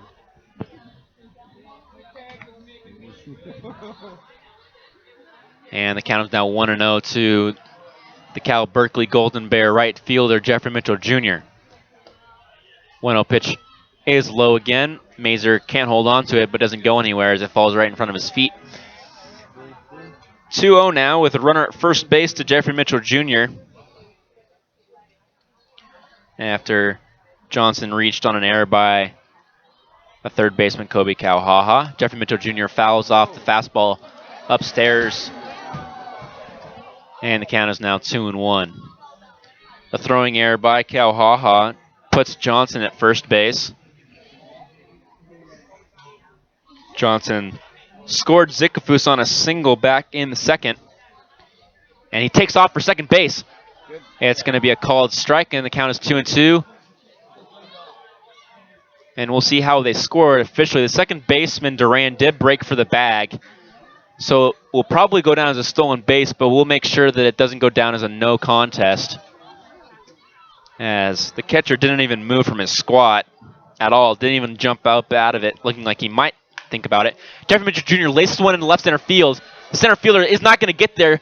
Jack Johnson is going to score easily, and Jeffrey Mitchell Jr. is going to get in with a one-out double here, and the Gray Wolves now only trail by 1 run yet again here in the 4th inning.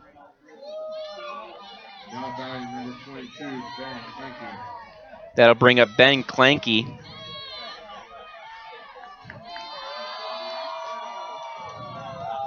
So Johnson gets a stolen base. That's his 4th of the season.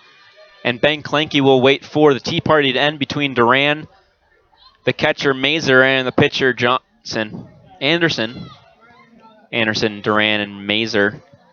Talking about that stolen base for Johnson, as Duran broke for second base, but Mazer didn't even try to throw him out. Ben Klenke waving his gray bat. Slightly open stance, very upright, the catcher for the Grey Wolves, and as he will look at a pitch inside for ball number 1.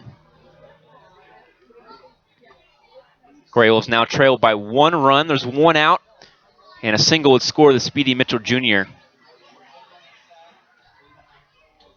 Ben Klenke named to the All-Star team as a catcher, and he's going to sky one into center field. That's not going to score anybody, and Jeffrey Mitchell Jr. is going to stay at second base, tagging on the play and taking a couple steps off the bag. There's 2 outs now for Will Matheson.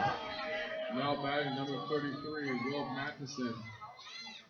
Matheson going to the Stanford University, a multi-sport athlete for the Lions of Westland High School. Played baseball and basketball for the Lions. Westland and Wilsonville, the same school district. Both won state titles this year for basketball. As Matheson looks at a first pitch strike at the knees from Anderson.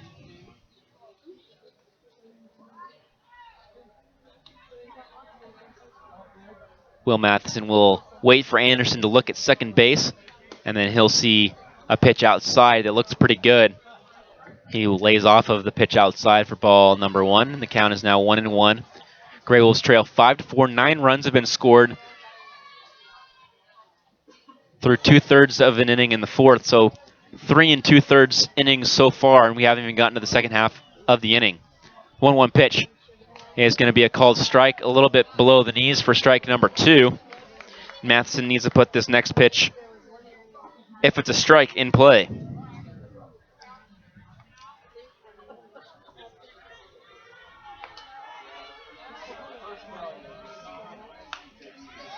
Matheson fouls off the 1-2 offering from Anderson to stay alive in this at-bat. He's looking at a teammate down at second base, Jeffrey Mitchell Jr., who got an RBI double back with 1 out in the inning, scoring Jack Johnson. The delivery, the 1-2 pitch, breaking ball fouled off yet again. 2 foul balls here from Matheson.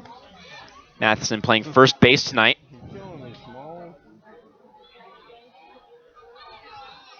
Hasn't pitched since early in June.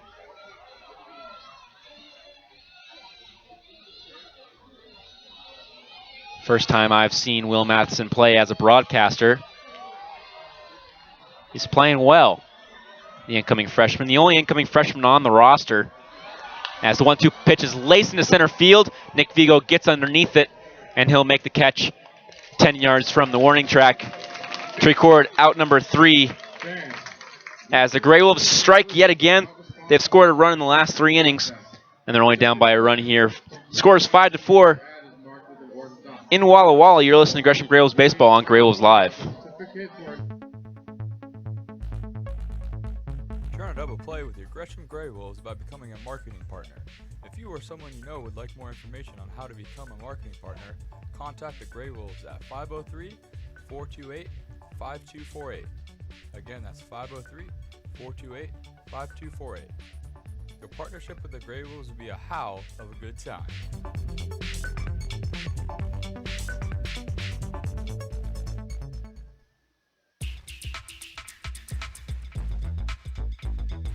Follow your Gresham Grey Wolves on social media. The Grey Wolves are active on Facebook, Twitter, and Instagram at Gresham G Wolves.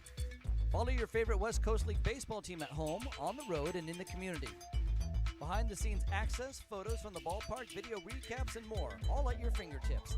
That's at Gresham G Wolves on Facebook, Twitter, and Instagram.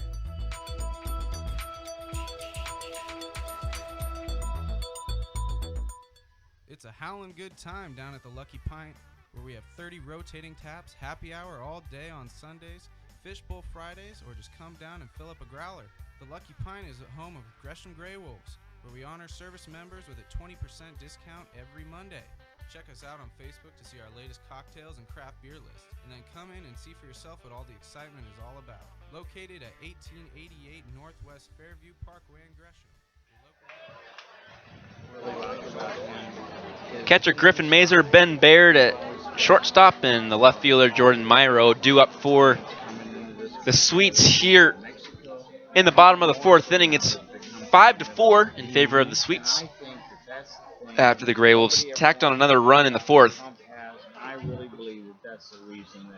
to make this game a one-run ball game. Mazer will swing and foul off the first pitch he sees from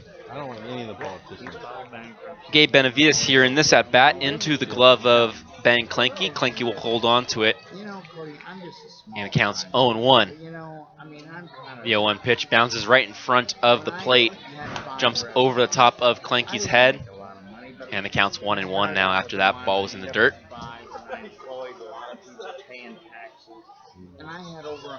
Benavides pitching well since the first inning as that one bounces yet again in front of the plate, as the pitches are making it just under 60 feet, making it about 59 feet, not making it to the plate all the way. 2-1 pitch, swung on, laced through the hole in between short and third base, and that's going to be a leadoff single for Griffin Mazer here in the fourth inning. Now batting, number 24, Ben Baird. Ben Baird now up, singled back in the second inning, but then was out on a Jordan Myro 5-4-3 double play.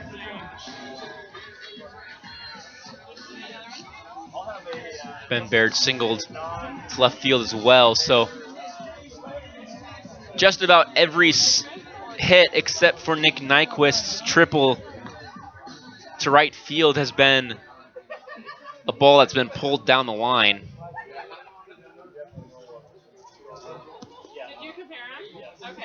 Every single batter in the lineup for the Sweets is a right-handed batter, as the first pitch to Ben Baird is a ball.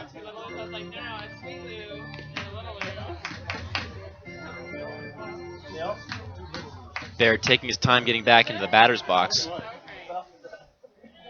Baird going to be a freshman at the University of Washington. An infielder will go play baseball with Jack Johnson and Willie McIver this coming spring. 1-0 pitch is low below the knees, and the count is now 2-0 to Ben Baird. Ben Baird hitting .215 on the season. He's 1 for 1 tonight. Pick off to first base. Almost gets away from Will Matheson, but his 6'6" frame is able to reach out and get it. A wingspan above 6'6", probably closer to 6'8", 6'10". Helps Benavides keep the runner at first. The delivery home is low again, and the count's 3-0 now to the number 8 hitter, Ben Baird.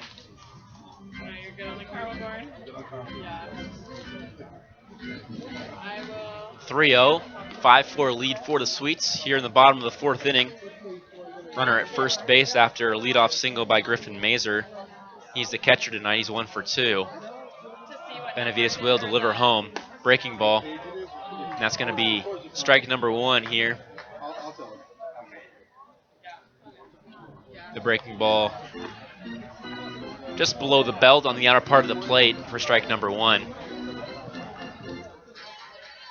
Grey Wolves play against Kitsap tomorrow night at Osland Field.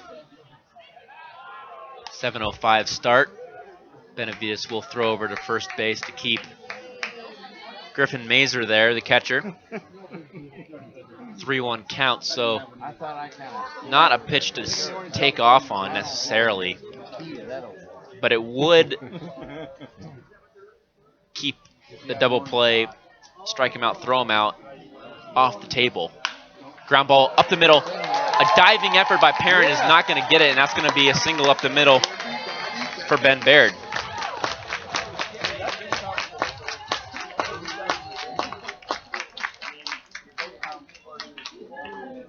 Now batting, number 30, Jordan Myro. Jordan Myro now up.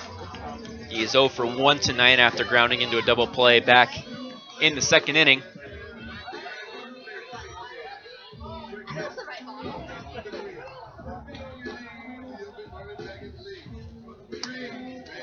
Aaron Aaron Schaub still warming up in the bullpen, and it looks like Gabe Benavides' day might be done here in the fourth. Aaron Schaub coming out of the bullpen. We'll take a break here. No outs in the inning as Jordan Myro, the number 9 batter, will face off against a new pitcher, Aaron Schaub. Aaron Schaub coming out for a relief appearance here in Walla Walla. You're listening to Gresham Grey Wolves Baseball on Grey Wolves Live. It's time to gear up. Visit the Grey Wolves team store during your next visit to Osland Field. Hats, hoodies, and shirts in different styles, colors, and logos to show your support of Gresham's team. We have a huge selection of Grey Wolves gear available online as well. Just visit GreshamGreyWolves.com to pick up your favorite gear and wear it to the next Grey Wolves game at Osland Field. That's the team store at GreshamGreyWolves.com. Gear up! Finding the right dentist for your young children can be challenging. At Gresham Pediatric Dentistry, we understand the importance of helping your child feel comfortable in the dental chair. Since 2007, Dr. Jiyoung Lee has helped many young patients in the Gresham area, and she can help your child too. Request your appointment today at GreshamPediatricDentistry.com.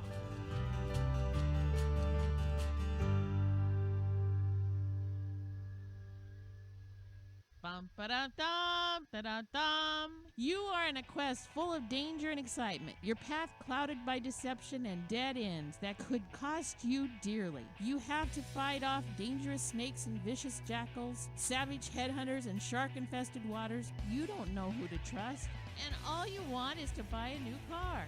I'm Bess Wills at Gresham Ford, and getting the car or truck you need doesn't have to be a dangerous adventure of epic proportions. At Gresham Ford, you won't find any snakes, weasels, or other predators, and you don't have to worry if you are going to get pillaged. All dealers pay the same for the cars they sell. We just help you get the new or used vehicle you need without all the drama. If you want an adventure full of shady characters, crooked deals, and nasty vermin, go to the movies. If you want to get the best built cars and trucks,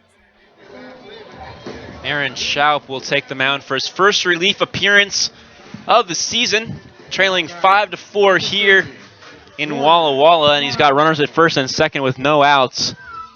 And the number 9 batter up with top of the lineup on deck and in the hole. Aaron Schaub, 7 appearances this season, all starts.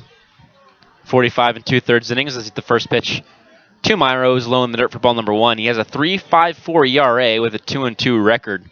Struck out 19, giving up 41 hits.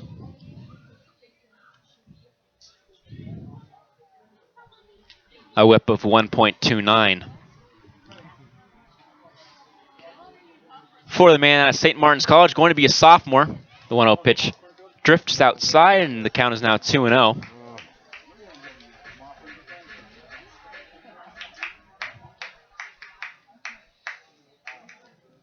And it looks like the Grey Wolves are trying to throw just about everything they got now at Walla Walla to keep this game close. 2-0 pitch is skied and lifted just out of play. Just 6 feet from the fence. Will Matheson's 6'6" frame unable to get there.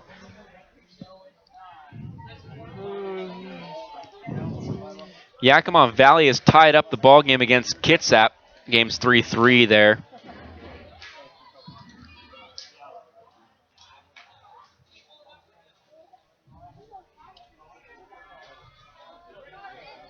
Aaron Schaub will wait for time to be put back in play as Jordan Myro's taking his sweet time getting back into the batter's box.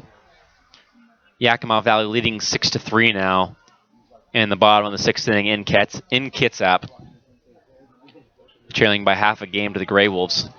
2-1 pitch is fouled off, and Aaron Schaub's worked his way back up to be ahead in this count 2-2. Cowlitz Black Bears are beating the Bend Elks 8-2 in the bottom of the 6th. That's in Bend. The Corvallis Knights trail the Victoria Harbor Cats at home. The Bellingham Bells lead the Wenatchee Apple Sox 6-0 in the top of the 5th inning in Bellingham. And the Grey Wolves trail by a run here in the bottom of the 4th inning in Walla Walla. 5-4. Breaking ball, left side. double play ball. It's going to be Good job. Good job. an out at second base, and they're going to be, it's going to called interference by the slider as Curtis Perrin was attempting to go to second, from second to first, and Ben Baird slide slightly off the bag, colliding with Curtis Perrin at second base. They're going to call interference, and they're going to be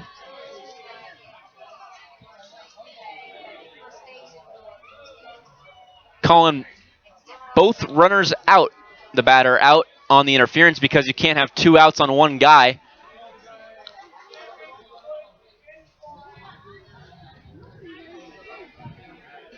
And they're going to send Griffin Mazer back to second base as well.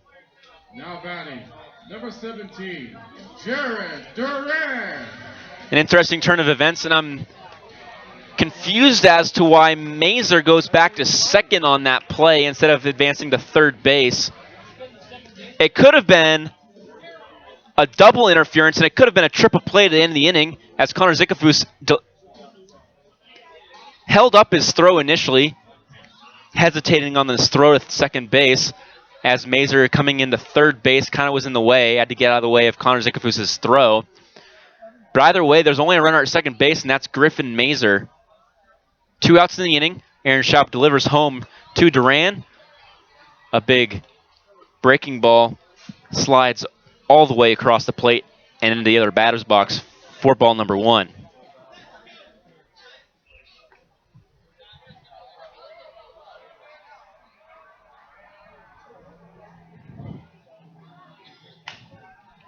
We'll get clarification for you as the ball is lifted into left field and Cardinale makes a sliding effort feet first to record the out. You're listening to Gresham Grey Wolves Baseball as Aaron Schaub gets out of that one. First and second jam with no outs and nobody scores there as Aaron Schaub delivers superb pitches there in the inning to get out of that one. Grey Wolves trail 5-4 on Grey Wolves Live in Walla Walla. Finding the right dentist for your young children can be challenging. At Gresham Pediatric Dentistry, we understand the importance of helping your child feel comfortable in the dental chair. Since 2007, Dr. Jiyoung Lee has helped many young patients in the Gresham area, and she can help your child too. Request your appointment today at GreshamPediatricDentistry.com.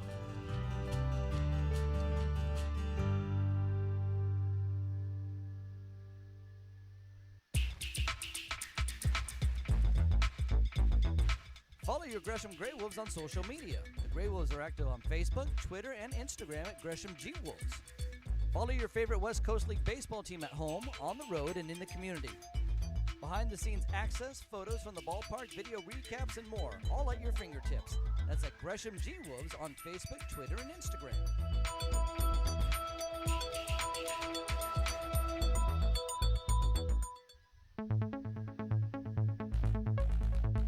Turn a double play with your Gresham Grey Wolves by becoming a marketing partner. If you or someone you know would like more information on how to become a marketing partner, contact the Grey Wolves at 503-428-5248. Again, that's 503-428-5248. Your partnership with the Grey Wolves will be a howl of a good time.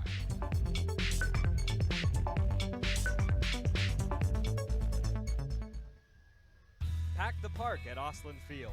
The Grey Wolves are hosting the Bend Elks from Friday, August 5th through Sunday, August. A new pitcher's on the mound for the Walla Walla Sweets. Number 26, AJ Karkner. Karkner is out of Pikeville.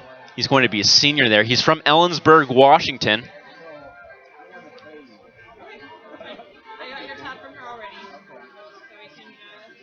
And he'll be the first relief pitcher for the Sweets here as Ryan Anderson's night is done.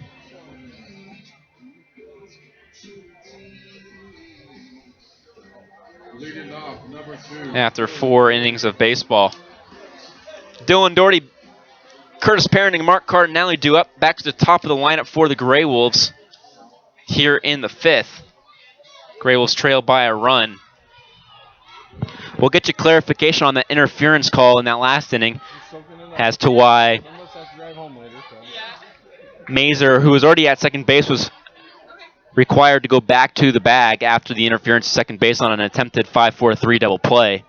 First pitch from Karkner to Doherty is outside, as is the second pitch, and the count is now 2-0. Karkner has made one appearance. This is his second appearance so far. Excuse me, that's his batting stats. He's made one at bat. 2-0 pitch is a called strike. Karkner is making his 15th appearance. He's pitched in 26 2/3 innings. He has a 2.70 ERA, the right-hander. Delivers, and Dylan Doherty smacks one into right field, but Johnson is there to make the catch for out number 1 of the 5th. That'll bring up Curtis Perrin, who was slid into hard there back in the bottom of the 4th inning by Ben Baird.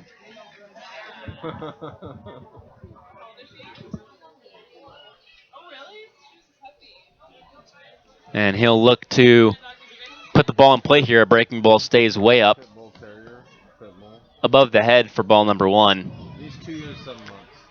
So. Curtis Perrin, 5'7". I'm surprised he's a pit bull because he. Second baseman at Seattle University looks at the 1-0 pitch at the knees for strike number 1. No. Yeah. He knows when he screws up. There's a 1-1 count now with 1 out in the inning. Grey Wolves trail by a run here in the 5th. 1-1 pitch is swung on and missed outside for strike number 2. We're on the trial.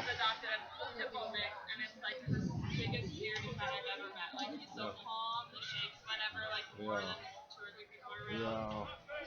1-2 count now to the second baseman, Curtis Perrin. He's going to swing and miss at the 1-2 offering from Karkner. And that's going to be the second out of the inning. Only a second strikeout of the game so far for the Grey Wolves.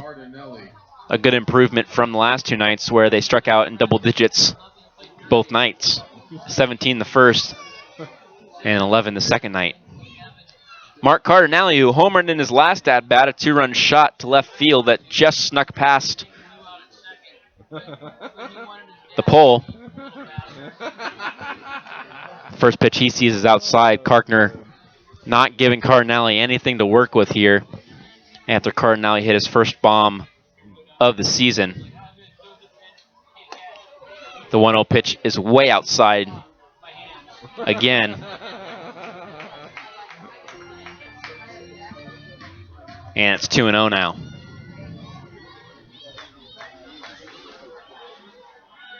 2-0 delivery from Karkner is going to be upstairs and inside for ball number 3. And Cardinale is a ball away from getting on base with a walk. He's 1 for 2 tonight, grounding into a double play in the first and homering in the third. 3-0 pitch, it's a fastball on the outer third for strike number 1. Cardinale hitting .280 coming into tonight's ball game. He's now hitting .286, and he's going to get on base with a 5-pitch walk here with 2 outs in the inning. Connor Zickafoos now up after his 3 for 4 performance last night, scoring 2 runs with a walk as well. Connor Zickafoos' 2 runs alone would have won the ball game, or Jeffrey Mitchell Jr.'s 2 runs would have won the ball game as well, as Chris Brown was able to put just 1 run allowed from Chris Brown last night, a home run to William McIver. William McIver also homered into tonight's game, a solo shot in the 3rd inning with 1 out. First pitch of Zickafoos is a called strike. Second pitch stays outside, and the count is 1-1. 2 outs in the inning. Connor Zickafoos up to bat.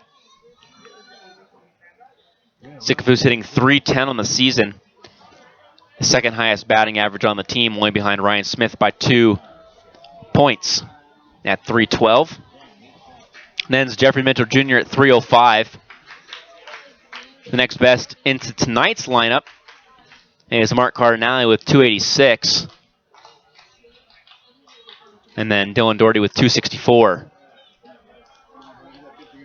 2-1 pitch to Connor Zickafoos is inside, and Zickafoos is a pitch away from walking, and Karkner is a pitch away from putting 2 base runners on in 10 total pitches.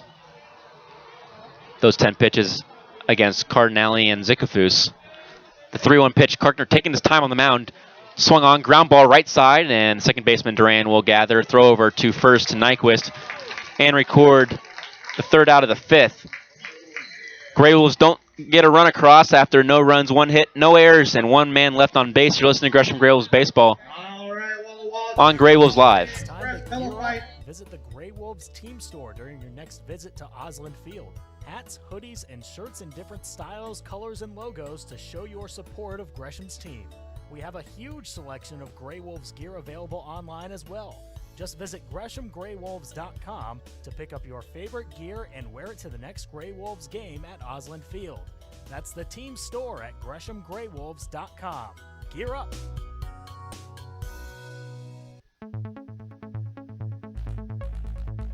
Trying to double play with your Gresham Grey Wolves by becoming a marketing partner. If you or someone you know would like more information on how to become a marketing partner, contact the Grey Wolves at 503-428-5248. Again, that's 503-428-5248. Your partnership with the Grey Wolves will be a howl of a good time.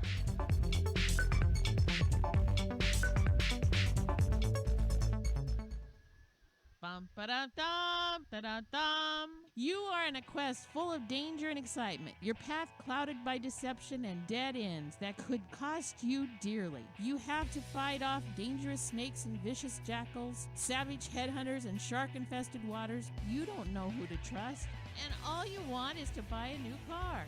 I'm Bess Wills at Gresham Ford, and getting the car or truck you need doesn't have to be a dangerous adventure of epic proportions. At Gresham Ford, you won't find any snakes, weasels, or other predators, and you don't have to worry if you are... Number 28. Leading off for the Sweets is Nick Vigo. He'll be followed up by William McIver and Nick Nyquist here in the 5th inning.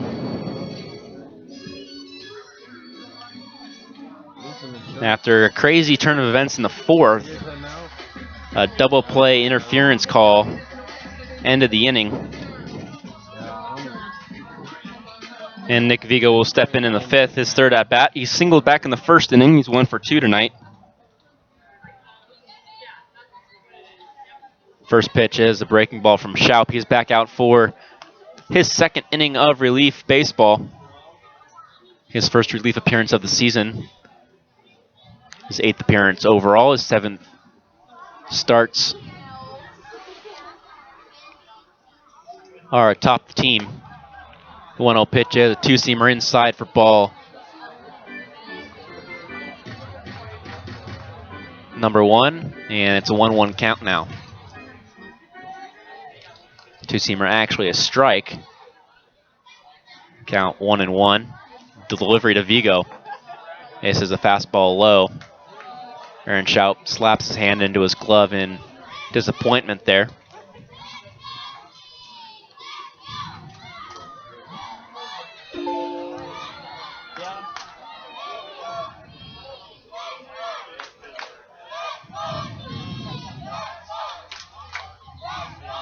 Aaron Schaup delivers a 2-1 pitch and it's fouled off. It's now 2-2. No defensive changes for the Grey Wolves. Just Aaron Schaup. Gabe Benavides left the ball game after 3 innings. He gave up 7 hits and 5 runs. He walked 2 and struck out 2, facing 17 batters through 3 innings. Ryan Anderson lasted 4 innings, giving up 4 hits and 4 runs. 2-2 pitches, breaking ball, called strike 3, and Nick Vigo's going to go sit on the pine and think about what he just did there. And that's out number 1.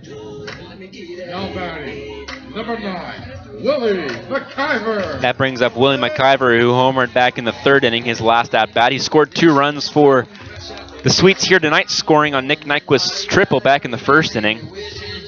And a home run in the 3rd is his 2nd run of the game. 1 RBI for McIver. He's 1 for 1 tonight.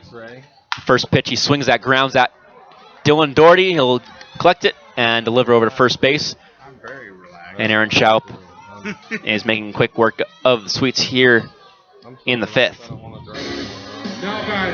Brings up Nick Nyquist, who's 1 for 1 tonight as well. He got hit by a pitch back in the 3rd inning. He moved over to third base on a wild pitch, but was stranded there after Benavides got a strikeout and a pop-up to end the inning. There's 2 outs now for Schaup in this inning. And the first pitch to Nyquist is a called strike. 3 first pitch strikes here from Schaup. William McIver swung at the first pitch he saw, and it was most likely a strike as he swung at it. 0-1 pitch is in the dirt, a breaking ball that bounces just behind the plate. Ben Klenke holds on to it, and the count is 1-1. Aaron Schaup, the man who gave me a big fat lip back in Wenatchee. We were playing 2-ball, similar to hot potato with 2 baseballs in the parking lot of the hotel before the ball game. The 1-1 pitch from Schaup is low, and it's going to be a ball number 2. 2-1 count. Went to catch a ball below my knee, came up, and there was a ball in my mouth now. Hit me square on the lips. Gave me a big fat lip, had it for a couple days. And I still have a stitch mark. The 2-1 pitch is swung on and missed. Nyquist trying to hold his swing, but he wasn't able to do that. Counts now 2-2.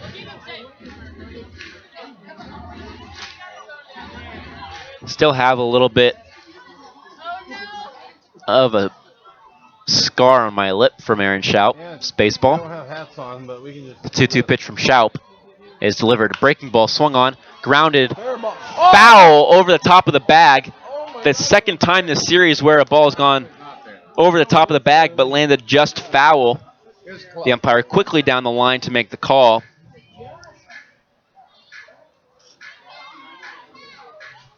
As Aaron Schaup will get another pitch to Nick Nyquist. Nyquist gets another chance against Aaron Schaup. Schaup shakes his hand above his head, picks up the baseball in the glove, delivers a nasty breaking ball for strike number 3, and Nyquist swings at and misses. 2 strikeouts of the inning, and we're heading into the 6th. Grey Wolves still trail by a run, but Aaron Schaup's pitching fantastic so far for the Grey Wolves in his first relief appearance this season. You're listening to Gresham Grey Wolves Baseball on Grey Wolves Live. Finding the right dentist for your young children can be challenging. At Gresham Pediatric Dentistry, we understand the importance of helping your child feel comfortable in the dental chair. Since 2007, Dr. Jiyoung Lee has helped many young patients in the Gresham area, and she can help your child too. Request your appointment today at GreshamPediatricDentistry.com.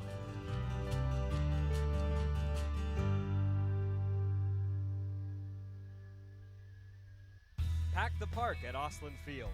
The Grey Wolves are hosting the Bend Elks from Friday, August 5th through Sunday, August 7th. Fans can get $5 general admission tickets or $7 reserved seats all series long for the last West Coast League regular season series of the year. Just send an email to jerry@GreshamGreyWolves.com to receive your Pack the Park voucher to bring to the Osland Field gate. For more details, visit GreshamGreyWolves.com. It's a howlin' good time down at the Lucky Pint, where we have 30 rotating taps, happy hour all day on Sundays, fishbowl Fridays, or just come down and fill up a growler. The Lucky Pint is the home of Gresham Grey Wolves, where we honor service members with a 20% discount every Monday. Check us out on Facebook to see our latest cocktails and craft beer list, and then come in and see for yourself what all the excitement is all about. Located at 1888 Northwest Fairview Parkway in Gresham, your locally owned place for craft beer and cocktails in Gresham.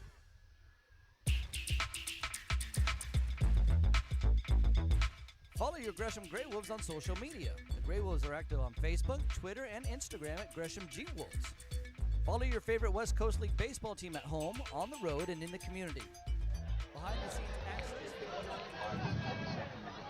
Ryan Smith into the batter's box, looks at a ball at his knees that gets away from the catcher, Mazer, for ball number 1. Defensive changes for you. Nick Nyquist moved over to third base.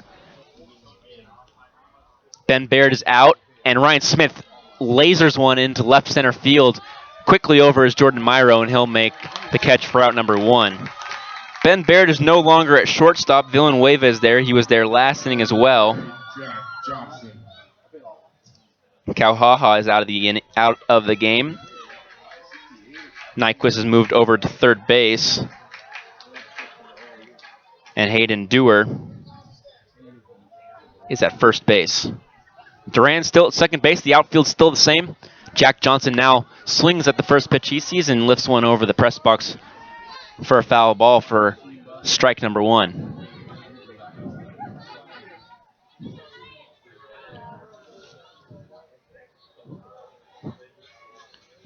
The Sweets will travel up to Victoria tomorrow for a 6:35 start against the Harbor Cats. The second pitch to Johnson is a breaking ball that goes from inside to out. Righty on righty matchup for strike number 2. And Johnson has an 0-2 count now from Karkner. The delivery. Fastball outside, swung on and fouled off just off the tip of the bat. And Johnson stays alive here in the inning.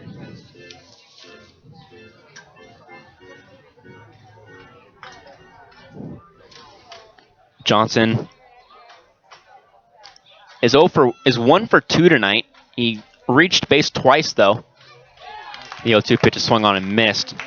Johnson's first strikeout of the game. The second strikeout for Karkner here in the ball game. Johnson reaching on an error back in the 4th before he came around to score after stealing second base. Mitchell Jr. with an RBI on a double scoring Johnson. That's the man who's up now. Jack Johnson scoring by this man, Jeffrey Mitchell Jr. And he'll look at a fastball on the outer part of the plate that clips it for strike number 1. Karkner delivering first pitch strikes here, 2 batters in a row. 0-1 count is going to be at the knees for strike number 2. And Karkner now has an 0-2 count. Quickly here, 2 batters in a row as well. Jeffrey Mitchell Jr. playing in 25 games for the Cal Berkeley Golden Bears in the Pac-12 Conference. The 0-2 pitch is fouled off, just like Johnson did. The Golden Bears starting superbly in the Pac-12 Conference before starting pitchers going down with injuries. Sweeping the predicted champion, the Oregon State Beavers, in Berkeley early in the season. Oregon State also having rotational issues due to injuries. The 1-2 pitch is grounded left side, slow roller. Nyquist there, but the throw is not going to come from Nyquist. And Jeffrey Mitchell Jr. gets on base with a high chopper that slowly grounds over to the third base, and he's going to be on base via a single. Brings up Ben Clanky. He's 0 for 2 tonight, but just because he's 0 for 2 doesn't mean he can't produce quality at-bats. He's hitting .242 this season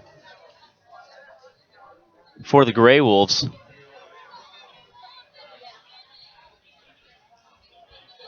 Came in hitting .250. His 11 RBIs, and he swings and misses at a first pitch. Off-speed pitch from Karkner. He has 5 doubles on the season.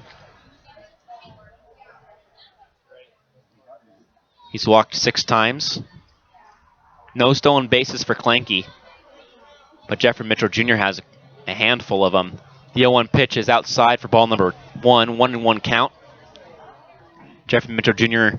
leads the team in stolen bases with 12.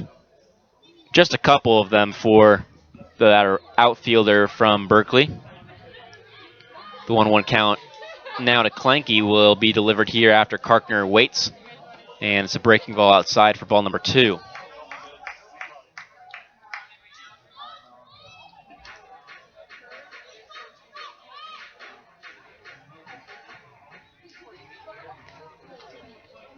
Two-one count now to Ben Clanky, the catcher out of Nebraska. Went to a high school of about 200 kids. 2-1 pitch is lifted into left field, shallow left field. Myro underneath it, and that's the 3rd out of the inning. 2 flyouts to left and a strikeout are Karkner's 3 recorded outs of the inning. You're listening to Gresham Grey Wolves Baseball. Still 5-4, heading to the bottom of the 6th inning here in Walla Walla. All right, Sweets fans, it's time for Staying Alive, presented by...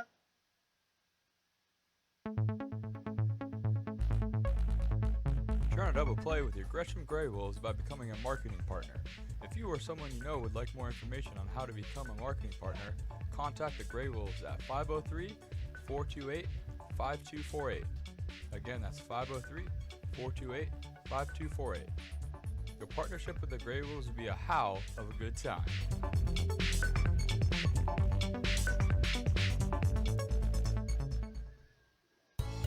It's time to gear up. Visit the Grey Wolves team store during your next visit to Osland Field. Hats, hoodies, and shirts in different styles, colors, and logos to show your support of Gresham's team. We have a huge selection of Grey Wolves gear available online as well. Just visit GreshamGreyWolves.com to pick up your favorite gear and wear it to the next Grey Wolves game at Osland Field. That's the team store at GreshamGreyWolves.com. Gear up!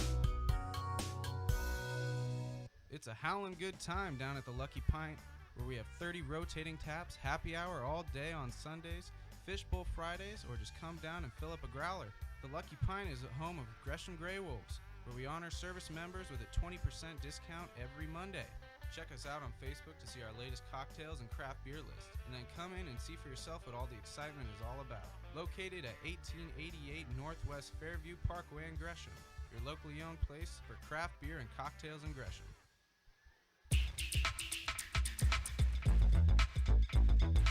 Follow your Gresham Grey Wolves on social media. The Grey Wolves are active on Facebook, Twitter, and Instagram at Gresham G Wolves. Follow your favorite West Coast League baseball team at home, on the road, and in the community. Behind-the-scenes access, photos from the ballpark, video recaps, and more, all at your fingertips. That's at Gresham G Wolves on Facebook, Twitter, and Instagram.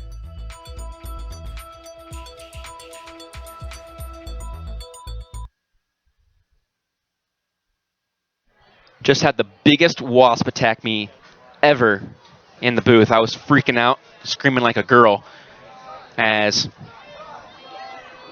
Ryan Johnson steps into the batter's box against Aaron Schaub for the first time. He's going to look at a first pitch fastball. That's going to clip the black on the outer part of the plate for strike number 1. Here in the 5th inning, Aaron Schaub coming in the 4th with runners on first and second. He didn't allow anybody to score, as the score has remained 5-4 since the 3rd inning.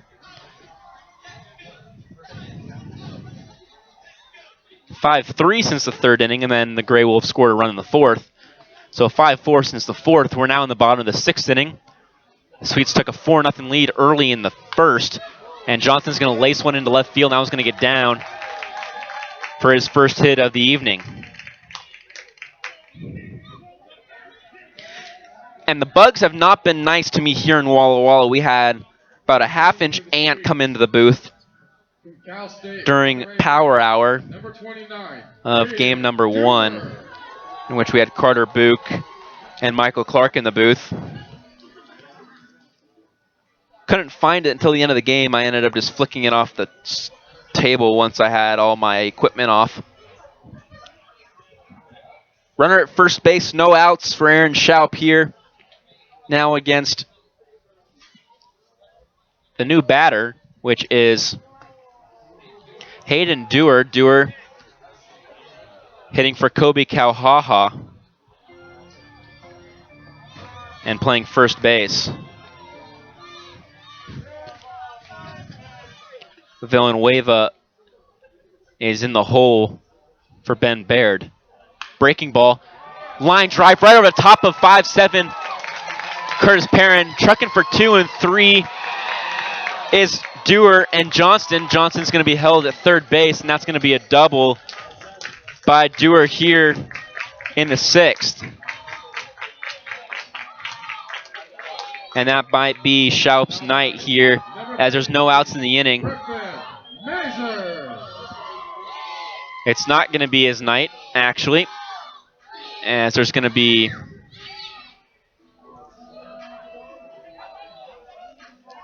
a defensive change. And Jeffrey Mitchell Jr. and Ryan Smith are going to switch spots.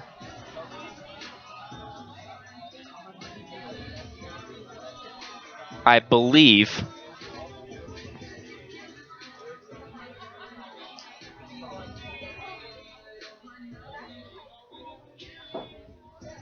There's nobody in right field right now. Nope, Jeffrey Mitchell Jr. is still in right. Ryan Smith is still in center. And Barkis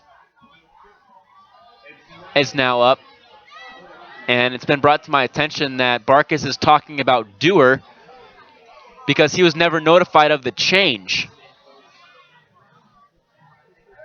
And he's asking why Dewar was able to bat, and now he's at second base with a double. Barkis is asking for technicalities here. And as if he has standing, they're going to bring the other umpire back to talk about this, as Barkis might have a point here, as nobody waved in Dewar because the defensive change happened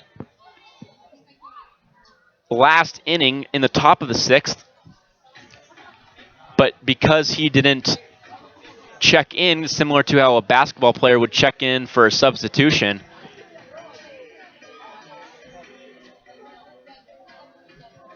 the Grey Wolves dugout might not have known that there was a change, and technically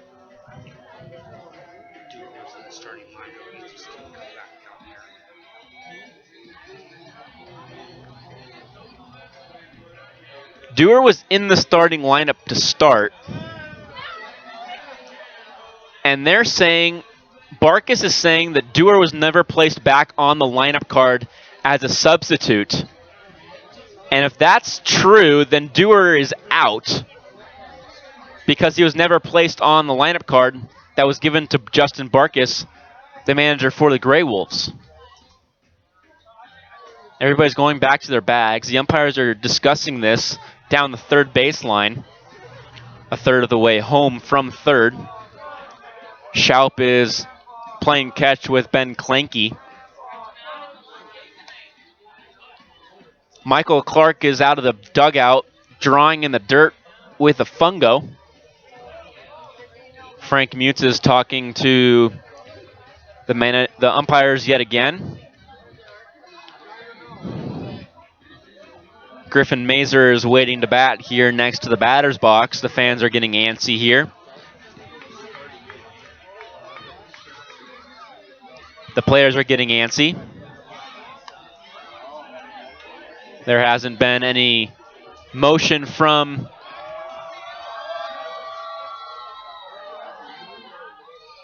the home plate umpire, just pointed at the press box to my right. Said something, but I couldn't hear it with my headset on. Nobody's moving from their bases.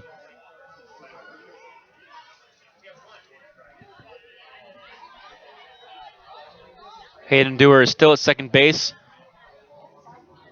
Ryan Johnston is still at third. And baseball will resume here after that short delay. No outs in the inning.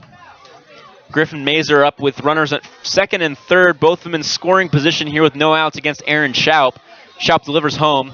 Fastball inside for ball number one. A lot of confusing plays here in this series. An interference call in the first game, an interference call in the third game. One was on a stolen base attempt. The 1-0 pitch is a breaking ball that's going to get the outer part of the plate for strike number one. A Walla Sweets base runner attempted to steal third base on a strikeout, in which the follow-through of the bat hit Ben Clanky's glove in game one. The runners was told to go back to second base. Ground ball left side, Dylan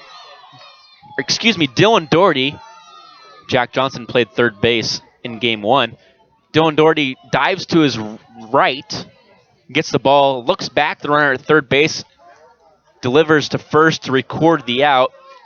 And a good piece of defense there by the Cal Poly San Luis Obispo man to hold everybody where they are. Hunter Villanueva now up.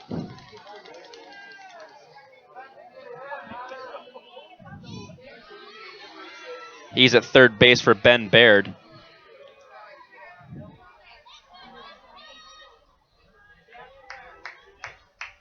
Aaron Schaub will deliver home to the righty, a breaking ball that's going to be low for ball number 1.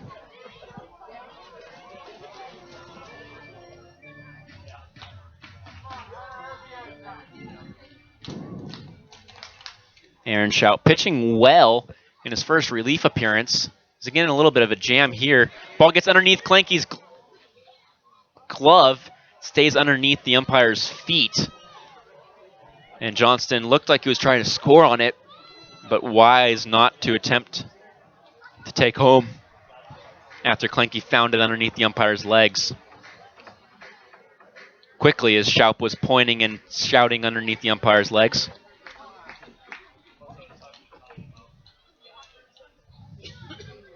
Two-0 count now for Aaron Schaub.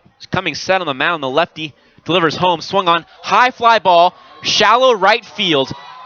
Jeffrey Mitchell Jr. getting underneath it, and that one's about 5 feet from the infield. And Aaron Schaub now has 2 outs after Ryan Johnson could not score on this fly ball. Now batting, number 30, Jordan. And there's another massive ant in my press box. This one up the wall to the left, so that one's not going to get near me. That one's going towards the window. As Aaron Schaub will have a little chat with Ben Clanky and face off against Jordan Myro.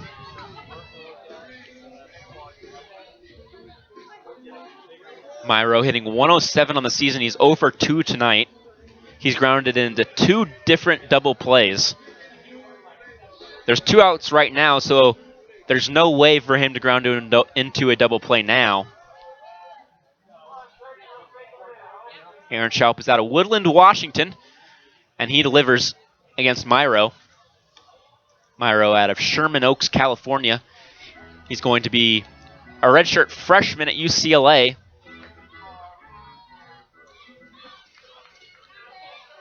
Aaron Schaub had the 3rd best ERA on the Saints team, St. Martin's College. 1-0 pitch fouled into the netting, and that one's going to come back and land behind my door.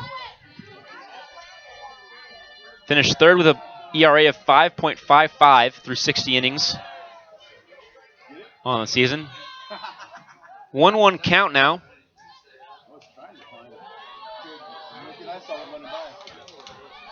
Breaking ball on the 1-1 pitch is going to be strike number 2. And Aaron Schaub, after those 2 leadoff hits, is pitching well after he settled down after those 2 hits. A single by Johnson and a double by Hayden Dewar. A 1-2 pitch, breaking ball again. This one's going to stay outside. Aaron Schaub was moving towards the dugout, as was Will Matheson. 2-2 count now from Aaron Schaub to Hayden Jordan Myro.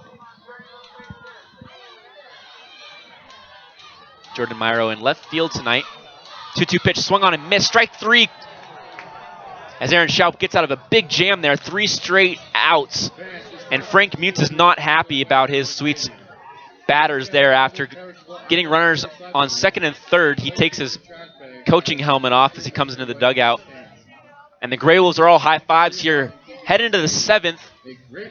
Only down by a run, and the Grey Wolves have been known to score runs in the 7th, 8th, and 9th innings. We'll see who comes out for the Grey Wolves here offensively, as we might see some pinch hitters here down the road. You're listening to Gresham Grey Wolves Baseball. Still a 5-4 ball game here in Walla Walla on Grey Wolves Live. Finding the right dentist for your young children can be challenging. At Gresham Pediatric Dentistry, we understand the importance of helping your child feel comfortable in the dental chair.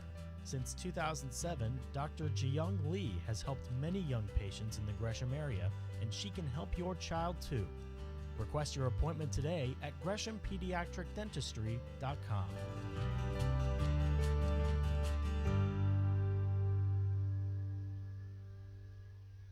Bum Ba-dum, da-dum. You are in a quest full of danger and excitement. Your path clouded by deception and dead ends that could cost you dearly. You have to fight off dangerous snakes and vicious jackals, savage headhunters and shark-infested waters. You don't know who to trust, and all you want is to buy a new car. I'm Bess Wills at Gresham Ford, and getting the car or truck you need doesn't have to be a dangerous adventure of epic proportions. At Gresham Ford, you won't find any snakes, weasels, or other predators, and you don't have to worry if you are going to get pillaged. All dealers pay the same for the cars they sell. We just help you get the new or used vehicle you need without all the drama. If you want an adventure full of shade...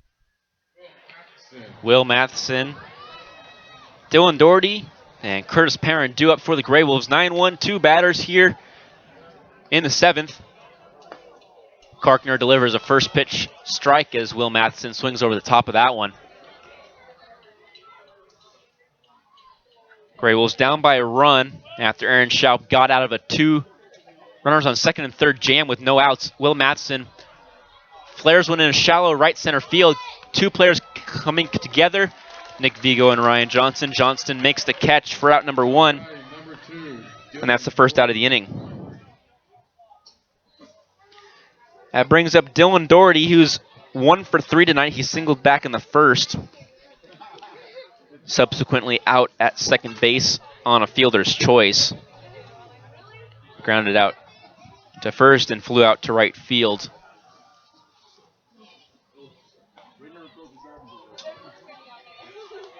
First pitch to Dylan Doherty is swung on and singled into right field through the hole between first and second. And the first base runner is aboard for the Grey Wolves here in the 7th inning after a first pitch single from Dylan Doherty. Dylan Doherty going to be a sophomore at Cal Poly San Luis Obispo. The man coming up is going to be a sophomore at Seattle University. Curtis Perrin is now up.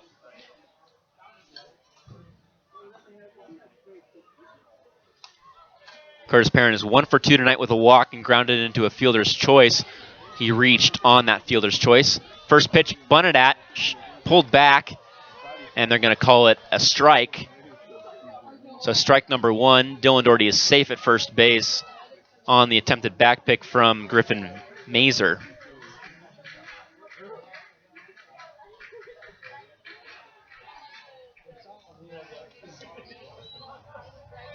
Mark Cardinale on deck. He had that 2-run homer.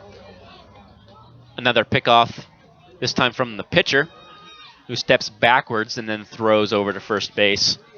Stepping off the bag, off the mound. Pop up right in front of the pitcher, and he'll make the catch. Curtis Perrin getting jammed there on that fastball inside, and that'll bring up Mark Cardinale with 2 outs.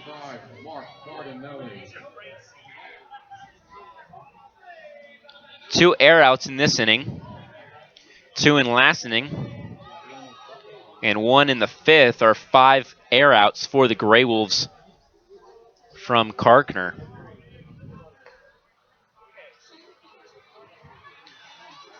The first pitch from A.J. Karkner to Mark Cardinale will be coming here after a long stare down. Cardinale will call time and step out of the batter's box.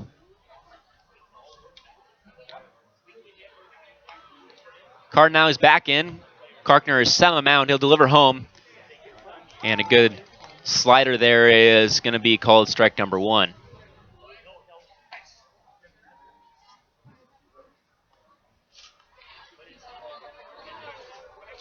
Karkner comes set. It's been a long week here. 11 days in a row of baseball. The 0-1 pitch is a called strike on the other part of the plate for strike number 2. And it's going to be an 0-2 count now to Mark Cardinale with 2 outs. Runner at first base. That's Dylan Doherty after a single. Cardinale laces one down the line. It's going to get down. It's going to be foul just down the line, as that one was just inches foul of that foul ball line. Dylan Doherty was most surely going to score and tie the ball game on that one. And Cardinale wishes there was a little bit of a wind blowing from right to left, as the wind has done here, because that one would have been fair if that had happened. Just foul there, and he'll come back with an 0-2 count. And Karkner breathed a sigh of a relief on the mound after he sees that one fall just foul. Cardinale was going to have extra bases, his second extra base hit of the night. Pickoff attempt to Dylan Doherty. He's safe at first base. No tag applied by the first baseman, Hayden Dewar, who doubled to right center field back in the last inning. He was stranded there. 0-2 pitch is upstairs. Count is now 1-2.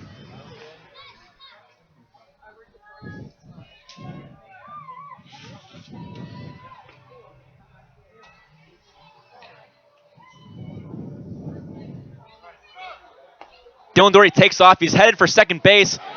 He's going to be out at second base after the throw from Mazer was on the money. And Mark Cardinale will come back up in the 8th inning, though, as he was not punched out. There were 2 outs in the inning. It was a ball. Gray will still trail 5-4 in the inning. Dylan Doherty's asking for clarification on that play from the field umpire. He takes his helmet off, gives it to Michael Pena, the first base coach. The Gray Wolves come out defensively. Here in the bottom of the 7th inning, you're listening to Gresham Gray Wolves Baseball here on Gray Wolves Live. Finding the right dentist for your young children can be challenging. At Gresham Pediatric Dentistry, we understand the importance of helping your child feel comfortable in the dental chair. Since 2007, Dr. Jiyoung Lee has helped many young patients in the Gresham area, and she can help your child too. Request your appointment today at GreshamPediatricDentistry.com.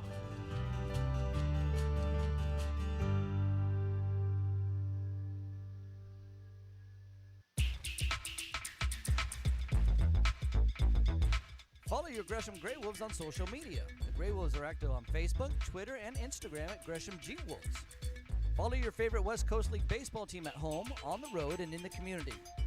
Behind-the-scenes access, photos from the ballpark, video recaps, and more, all at your fingertips. That's at Gresham G Wolves on Facebook, Twitter, and Instagram.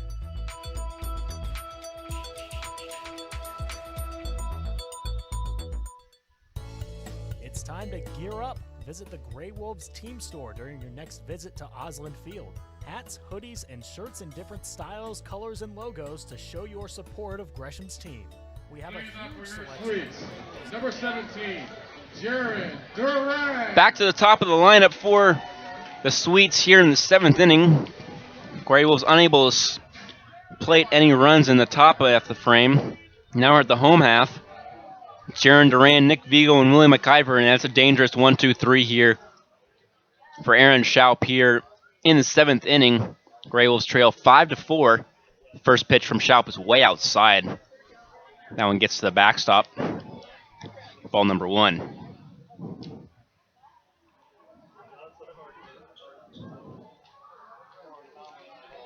Aaron Schaup, in his first relief appearance, is going into his 3rd inning. He's finished 3 full innings. He's going into his 4th. As Benavides was only able the last 3 innings, giving up 5 runs.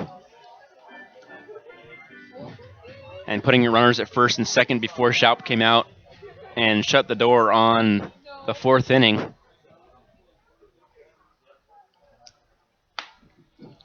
This 1-0 pitch is outside, as is the 2-0 pitch, and the count is now 3-0 quickly to Jaron Duran.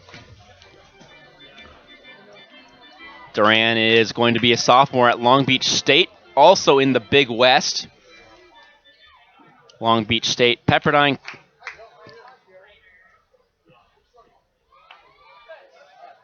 UC Santa Barbara, Cal State Fullerton, Hawaii, UC Irvine, and the 3-0 pitch is a fastball right down the middle for strike number 1. That's just a handful of the teams in the Big West. The Big West, very underrated when it comes to baseball. They don't get enough credit. None of the conferences on the West Coast get enough credit, in my opinion. The 3-1 pitch from Aaron Schaup is swung on and missed. Another fastball blown by Jaron Duran. Now the count's full. Pac-12 only sent 4 teams to the College World Series field of 64. And I understand the point that it wasn't as good of a year in the Pac-12. Everybody was beating everybody, but that means they're competitive. As the full count pitch is swung on and missed again, Aaron Schaup blowing 3 pitches by Jaron Duran after going down 3-0, and that's the first strikeout of the inning and the second strikeout of the game for Aaron Schaup. The Pac-12 sent 4 teams to the College World Series field of 64. The Big West sent 3, UC Santa Barbara being one of them, Cal State Fullerton being one of them.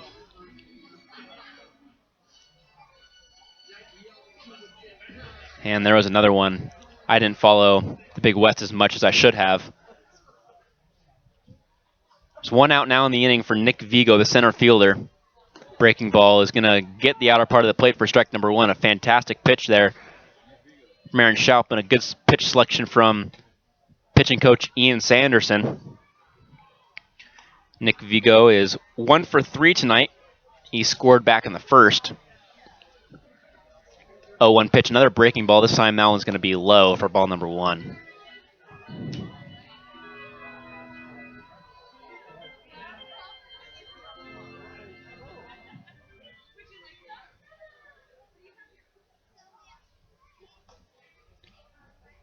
One pitch from Aaron Schaup is lifted foul down the first baseline. It lands in the concrete bleachers down the first baseline, a long set of bleachers.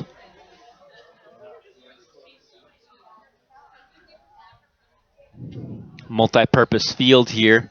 At least it used to be a multi-purpose field, as it stands similar to one of a high school football stadium.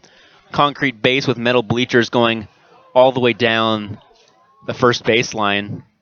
1-2 pitches in the dirt for ball number 2, and the count's 2-2 now.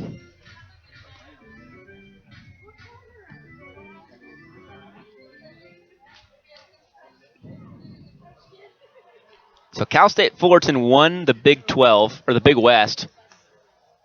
And the 2-2 pitch from Aaron Schaup is outside for ball number 3. The count is now full yet again for Aaron Schaup here in the 7th.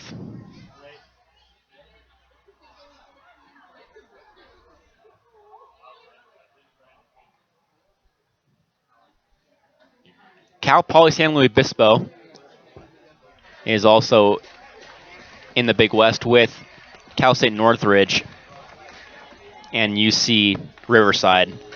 Those are the teams I was missing, along with UC Davis. That brings up William McIver after the walk to Nick Vigo.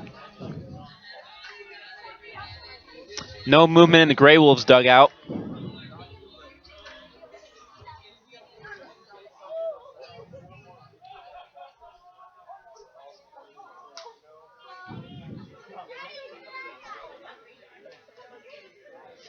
The first pitch to the dangerous William McIver is breaking ball in the dirt. Vigo takes off for second base. One hopper, and the tag is not in time from Curtis Perrin after the ball skipped away from Ben Clanky.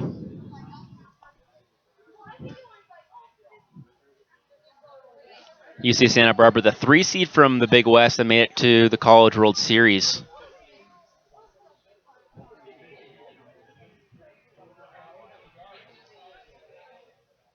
Long Beach State also making the field of 64. Those 3 teams rounding out the field from the Big West. The 1-0 pitch is a called strike at the knees. Counts now 1-1.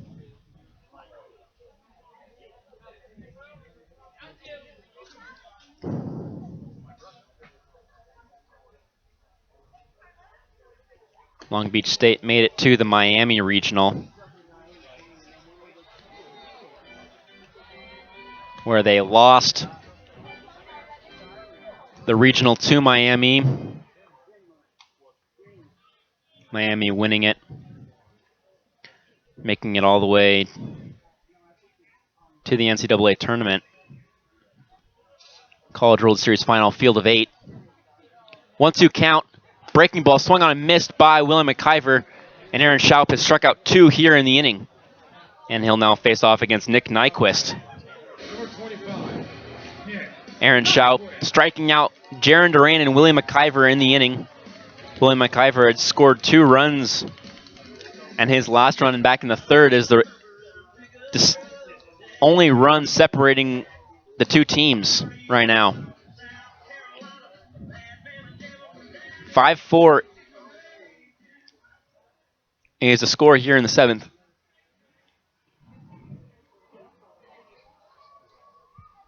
First pitch from Schaup is a called strike, a changeup from the lefty.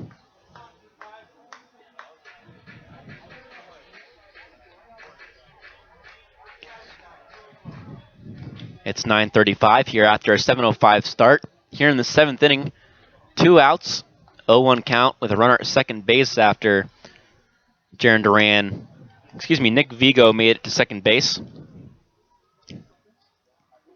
Jaron Duran struck out.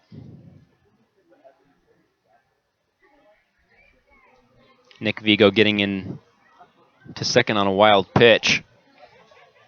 1-1 count after a ball from Schaup. He'll look back at Vigo twice at second base and deliver a breaking ball outside for ball number 2. The count's now 2-1. So Aaron Schaup's come in here and pitched very well here in the 7th inning, as well as in the 6th, 5th, and 4th, after Benavides was chased in the 4th after not recording an out. Schaup came on with runners in first and second. 2-1 pitch is a called strike at the knees. No break to the ball. Dropped a little bit and landed in the home plate umpire's strike zone for strike number 2. 2's across the bottom. 2 balls, 2 strikes, and 2 outs. Runner at second base in a 5-4 ball game. Breaking ball swung on and missed. 3 strikeouts via the breaking ball. 2 via the breaking ball. 3 total strikeouts in the inning. After Schaup blows them by Jaron Duran and sends 2 breaking balls to William McIver and Nick Nyquist to end the inning. We're heading to the 8th. Grey Wolves still trail by a run, but don't count them out here on Grey Wolves Live from Walla Walla. You are in a quest full of danger and excitement. Your path clouded by deception and dead ends that could cost you dearly. You have to fight off dangerous snakes and vicious jackals, savage headhunters and shark-infested waters. You don't know who to trust, and all you want is to buy a new car. I'm Bess Wills at Gresham Ford, and getting the car or truck you need doesn't have to be a dangerous adventure of epic proportions. At Gresham Ford, you won't find any snakes, weasels, or other predators, and you don't have to worry if you are going to get pillaged. All dealers pay the same for the cars they sell. We just help you get the new or used vehicle you need without all the drama. If you want an adventure full of shady characters, crooked deals, and nasty vermin, go to the movies. If you want to get the best built cars and trucks in America, come to Gresham Ford. We'll all donate $100 to the church or charity of your choice with every vehicle you purchase at Gresham Ford. Bum ba dum bum bum bum. Try to double play with your Gresham Grey Wolves by becoming a marketing partner. If you or someone you know would like more information on how to become a marketing partner, contact the Grey Wolves at 503-428-5248. Again, that's 503-428-5248. Your partnership with the Grey Wolves will be a howl of a good time.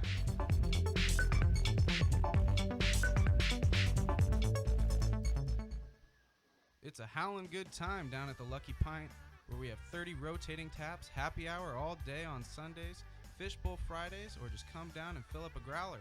The Lucky Pint is the home of Gresham Grey Wolves, where we honor service members with a 20% discount every Monday. Check us out on Facebook to see our latest cocktails and craft beer list, and then come in and see for yourself what all the excitement is all about. Located at 1888 Northwest Fairview Parkway in Gresham, your locally owned place for craft beer and cocktails in Gresham. Pack the park at Osland Field. The Grey Wolves are hosting the Bend Elks from Friday, August 5th through Sunday, August. Mark Cardinale will face off against new pitcher Billy Dimlow. Dimlow pitched back on July 23rd against the Grey Wolves in the opener.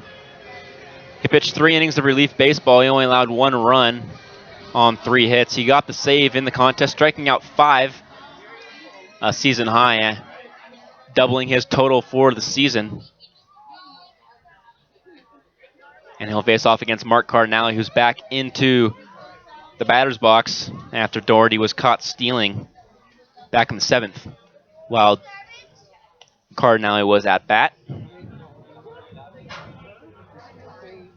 The first pitch to Cardinale is outside, ball number 1. Cardinale was inches away from tying the baseball game on a ball down the line. The 1-0 pitch is a called strike, belt high. Fastball past Cardinale.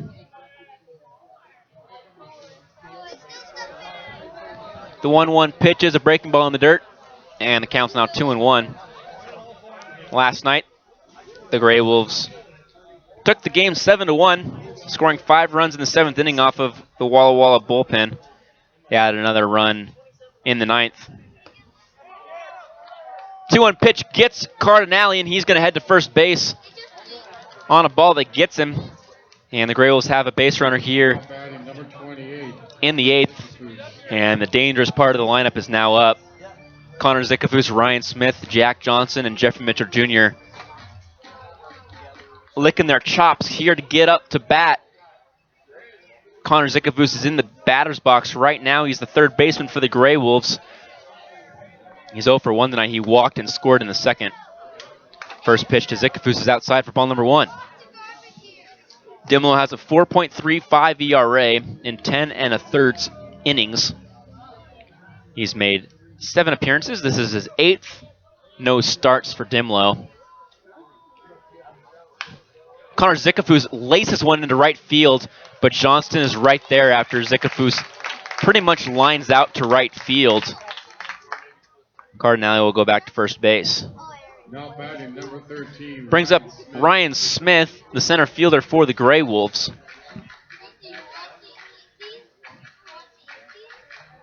Ryan Smith leads the team in batting average at .309. That's up to date. Connor Zickafoose batting average of .301.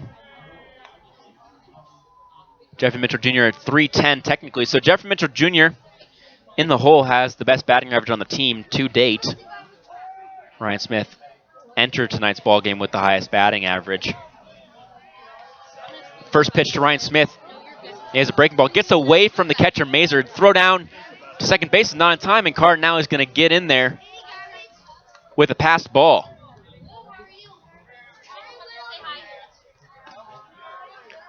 Mazer not able to hold on to that baseball. The second pass ball that's allowed Gray Wolves to advance in the game. Looked like it almost got Ryan Smith there. They said it didn't. Ryan Smith now has a 2-0 count.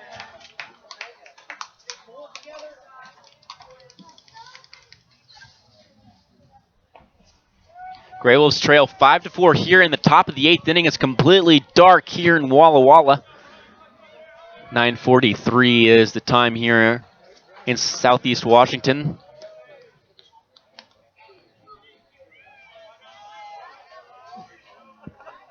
Now to 2-0 count to Ryan Smith after Zickafoose.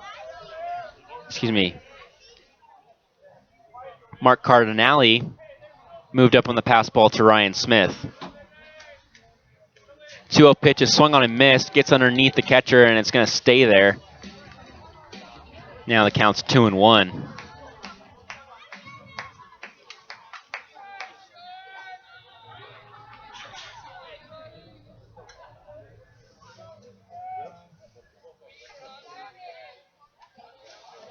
Two-one count, 1 out in the inning. Mark Cardinale at second base, swung on and missed again by Ryan Smith. A breaking ball low in the zone that tails away from the right-handed batter Smith. Ryan Smith could score Cardinale here with a ball in the gap, and that would tie the baseball game. That's exactly what the Gray Wolves want and need right now. Swung on, laced up the middle, ground ball, 1 out in the inning, and now there's 2 after the ground out to the shortstop, Villanueva. Cardinale is now at third base, and Jack Johnson's up to the plate. Now batting number 8, Jack Johnson. Jack Johnson, the designated hitter tonight, played third base in the opener against Walla Walla. Hit a home run in that game. Jack Johnson and Josh Adams are tied for the team lead with 2 home runs. The first pitch to Johnson is low for strike number 1, though. So it's going to be an 0-1 count. The runner at third base. 2 outs in the inning. The delivery on the 0-1 pitch swung on, lifted into center field. It's shallow. Vigo running after it, and he's going to make the catch right in front of him. For out number 3, the Grey Wolves can't score here in the 8th. They're down to just 1 at bat, and they need the defense to hold here as well. You're listening to Gresham Grey Wolves Baseball on Grey Wolves Live.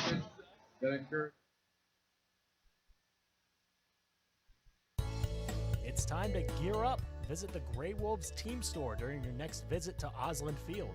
Hats, hoodies, and shirts in different styles, colors, and logos to show your support of Gresham's team.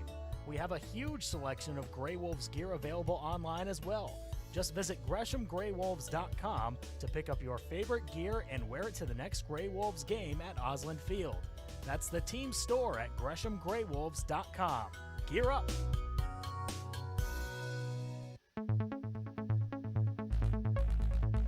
Turn a double play with your Gresham Grey Wolves by becoming a marketing partner. If you or someone you know would like more information on how to become a marketing partner, contact the Grey Wolves at 503-428-5248.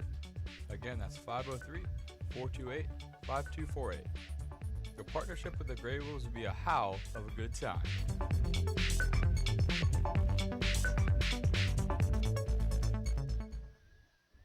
Pack the park at Osland Field.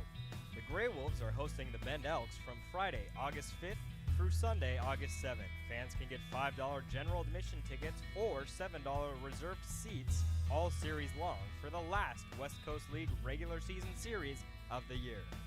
Just send an email to Jerry at GreshamGreyWolves.com to receive your Pack the Park voucher to bring to the Osland Field gate.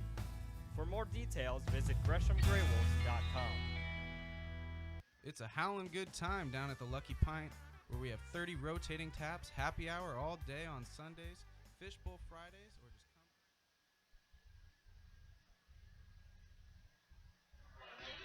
come. Ryan Johnston, Hayden Dewar, and Griffin Mays are up here in the 8th. Ryan Johnston singled back in the 6th off of Aaron Schaup, but was stranded at third base after a double by Dewar. The first pitch to Johnston is up in the zone for ball number 1. Johnston is 1 for 3 tonight, struck out in the 3rd off of Benavides.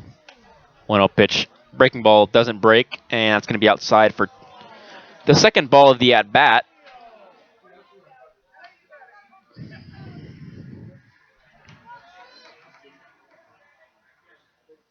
Two count now to from Aaron Schaup to Ryan Johnston, and now it's 3-0. Aaron Schaup out of Woodland, Washington. Favorite players, Kyle Seeger, the third baseman for the Seattle Mariners. And it's a 4-pitch walk from Aaron Schaup. That's not what the Grey Wolves wanted here in the 8th, with Hayden Dewar coming up. Now batting, number 29, Hayden Dewar. Hayden Dewar doubled back in the 6th. He was stranded at second base after Aaron Schaup recorded 3 straight outs after getting runners on second and third. He now has a runner at first base and delivers a fastball in the outer part of the plate for strike number 1. Exactly what Aaron Schaup needed to do after giving up a 4-pitch walk to Ryan Johnston, the right fielder, who's been making fantastic defensive plays, covering a lot of ground out in right field. The entire outfield for the Sweets playing well. Breaking ball, outer part of the plate. Strike number 2. Fans don't like it. but it's a called strike by the home plate umpire. 0-2 now. No outs in the inning. Hayden Dewar playing first base for the Sweets right now as Nyquist moved over to third. Pickoff attempt at first base is close, but not in time. Grey Wolves trail 5-4 here in the bottom of the 8th, and they've got one more at bat, and they've got to make them count. 0-2, delivery home. Breaking ball swung on, skied into left center field. Ryan Smith getting underneath it after ranging out for it, makes a catch. For out number 1, runner at first base still. Now batting, number 32, Griffin Mazer. That brings up the catcher Griffin Mazer, who's 1 for 3 tonight. Singled back in the 4th, but was stranded at second base after a Ben Baird single as well.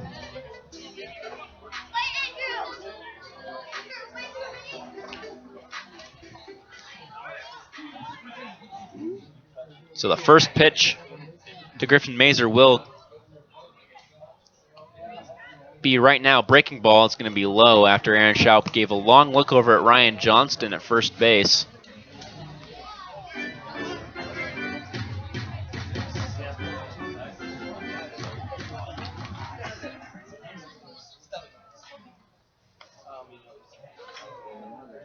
Johnston is from UC Irvine. He's from San Diego, California. He's going to be a redshirt freshman. Runner takes off, hit and run.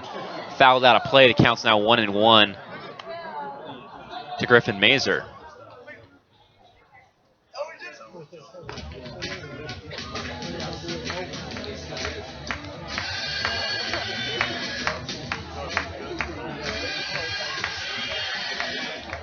Coming into the night, Ryan Johnston was hitting .203. He's now hitting .210, raising his batting average 7 points after 1 for 3 nights so far. Breaking ball in the dirt, gets away from Ben Klenke again. And this time, Ryan Johnston's going to get into second base here in the 8th on a wild pitch. 1 out in the inning, runner at second base now, and the double play is not in order anymore.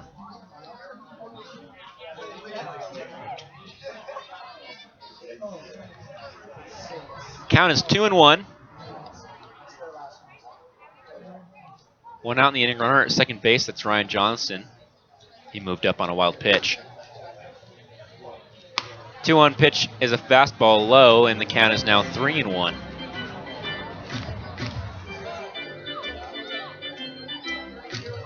So we'll let you know how it happened. In the first inning, the Sweets scored 4 runs, 3 of them coming off of a triple by Nick Nyquist. Nyquist then scored on a single. 3-1 pitch is fouled out of play, and the count's full. And if you're just joining us here for the late innings, I'm Fletcher Like. I am the voice of the Grey Wolves on the road. Evan Giddings, the voice of the Grey Wolves at home at Osland Field. The Grey Wolves travel home to play the Kitsap Blue Jackets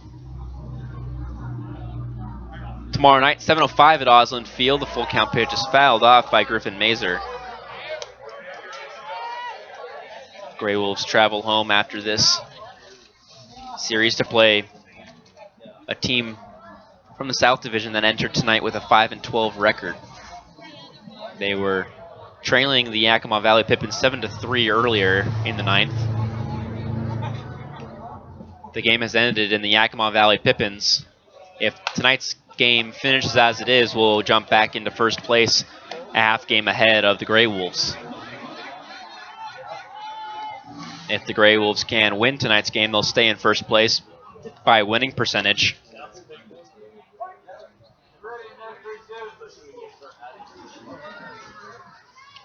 The 3-2 pitch from Schaup, delivered, swung on, lifted, shallow right field.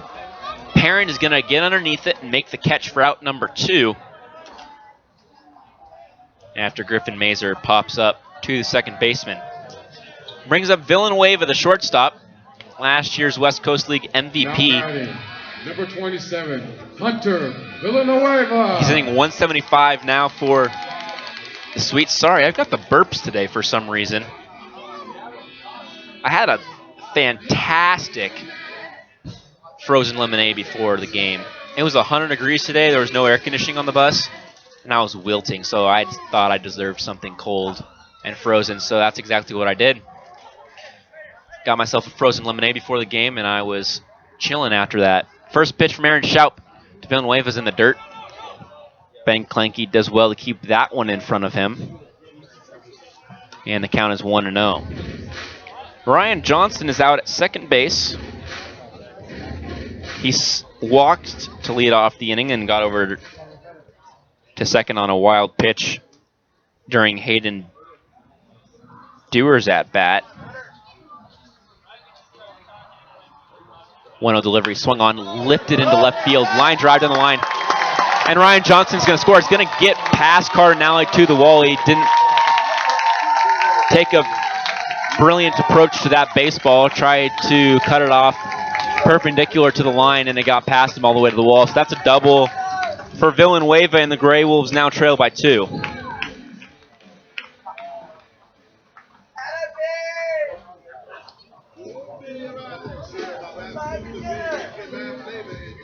Justin Barkas is coming out now. Now batting, number 30, Jordan Myro. Justin Barkas will chat with Aaron Schaup on the mound. And a new pitcher is coming out for the Gray Wolves. It's going to be Michael Clark. This pitching change is brought to you by your locally owned and locally Excuse me, it's going to be Go to NapaNorthwest.com to find this number 18, Jeremy Smith. Jeremy Smith, a righty going to Grand Canyon University this coming fall. We'll let you know all about him when we come back. You're listening to Gresham Gray Wolves Baseball. Gray Wolves now trail 6-4 here in the bottom of the 8th inning on Gray Wolves Live. Again. Bum, ba-da-dum, da-da-dum. You are in a quest full of danger and excitement. Your path clouded by deception and dead ends that could cost you dearly. You have to fight off dangerous snakes and vicious jackals, savage headhunters and shark-infested waters. You don't know who to trust, and all you want is to buy a new car. I'm Bess Wills at Gresham Ford, and getting the car or truck you need doesn't have to be a dangerous adventure of epic proportions. At Gresham Ford, you won't find any snakes, weasels, or other predators, and you don't have to worry if you are going to get pillaged. All dealers pay the same for the cars they sell. We just help you get the new or used vehicle you need without all the drama. If you want an adventure full of shady characters, crooked deals, and nasty vermin, go to the movies. If you want to get the best built cars and trucks in America, come to Gresham Ford. We'll all donate $100 to the church or charity of your choice with every vehicle you purchase at Gresham Ford. Bum, ba-dum, bum, bum, bum. Follow your Gresham Gray Wolves on social media. The Gray Wolves are active on Facebook, Twitter, and Instagram at Gresham G Wolves. Follow your favorite West Coast League baseball team at home, on the road, and in the community. Behind-the-scenes access, photos from the ballpark, video recaps, and more, all at your fingertips. That's at Gresham G Wolves on Facebook. So Jeremy Smith, an incoming junior Grand Canyon University, will take the mound for the Gray Wolves. He's made 5 appearances in the West Coast League, and he's going to face off against Jordan Myro to lead things off here with 2 outs in the 8th, coming out for inning of relief. First pitch to Myro is fouled off a fastball that Myro gets underneath of. Smith has a 10.38 ERA in 4 1/3 innings. Gave up 2 runs against Corvallis on a loss on July 21st, just 4 days ago. The one loss to the Knights. 0-1 pitch is a breaking ball, very, very low, that swung on and missed by Myro. He gave up a run against Walla on July 5th and no runs against Walla on July 3rd. So his 3rd appearance against the Sweets, his first one here in Walla. He also pitched against Wenatchee back on June 25th. He did not travel to Wenatchee. The 0-2 pitch swung on and missed. Picked up by Ben Clanky and tagged, and Jeremy Smith gets a strikeout here in the 8th to end the 8th.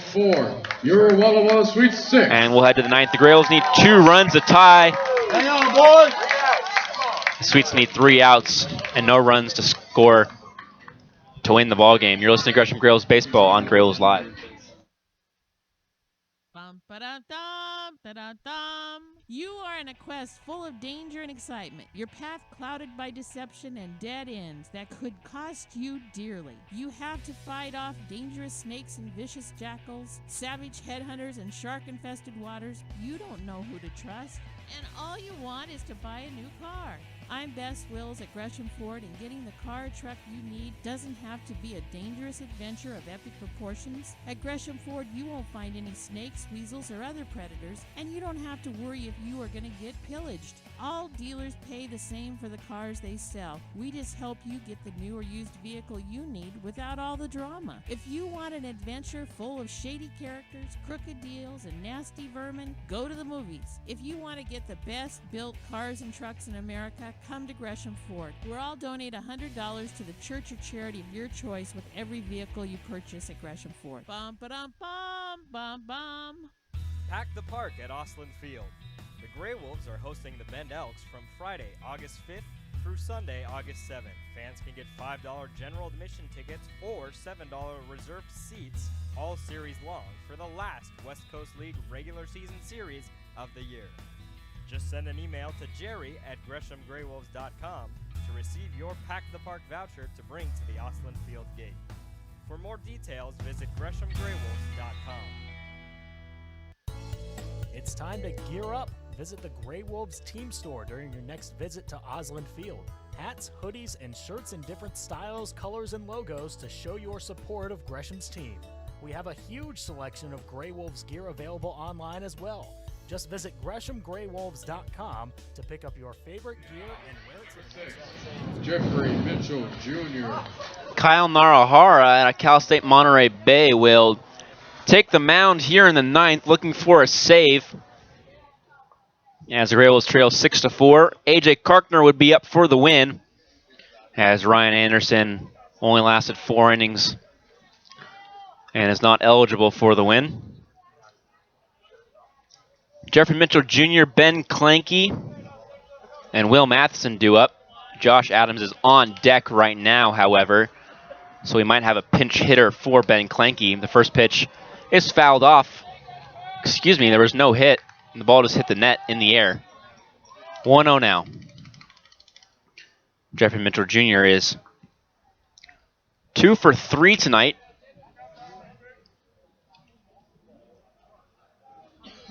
One of 2 Grey Wolves to have multi-hit games. The 1-0 pitch is fouled off this time. Dylan Doherty is going 2 for 4 tonight. Jeffrey Mitchell Jr. is 2 for 3.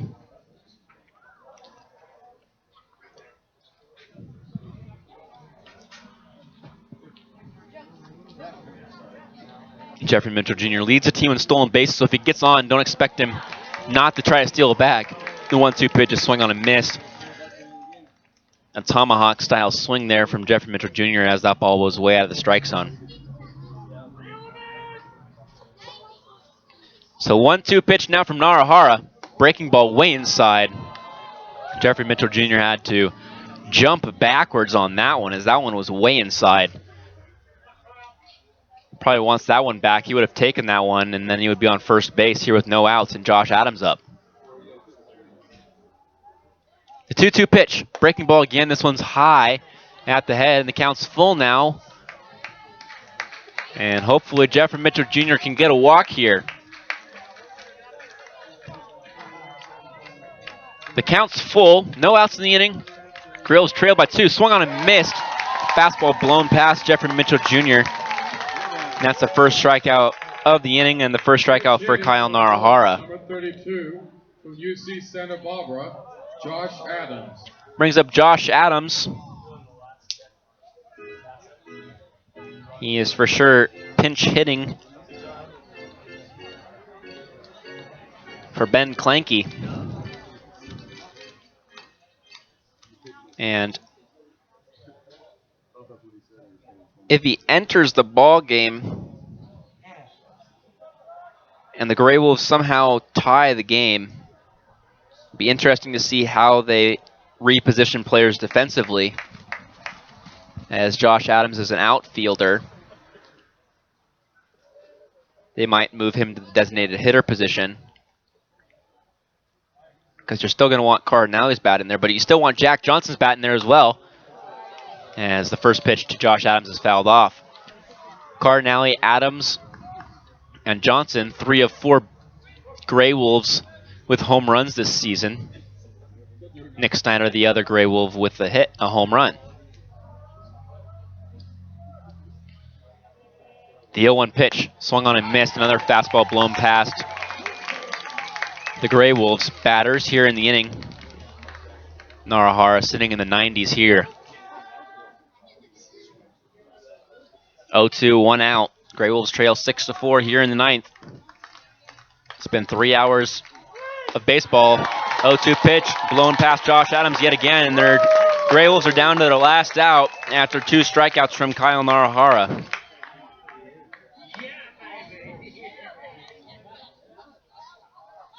Now batting number 33, Will Matheson.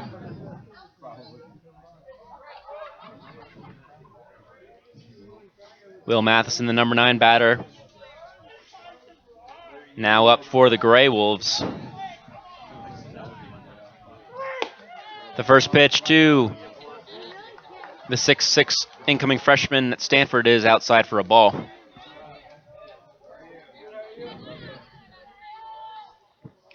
One-oh count now to Will Matheson's fastball swung on and lifted down the left field line, and it was going to be foul. Didn't look like it had the distance of a home run. It hit the wall in foul territory that extends from the foul pole line. It hit the wall in the air, but it wasn't fair, so it would have been extra bases for Will if it had been fair ball. Now it's a 1-1 count. Breaking ball makes Will Matheson think about it. The count is now 1-2, and the Gray Wolves are down to their last strike here in Walla Walla. Last time the Gray Wolves lost a series was to Walla Walla back on the 4th of July weekend up in Gresham country. 1-2 pitch, check swing, he went all the way around. Griffin Mazer picks up the ball and tags Will Matheson. The Gray Wolves lose 6-4 here after 3 strikeouts from Kyle Narahara to get the save here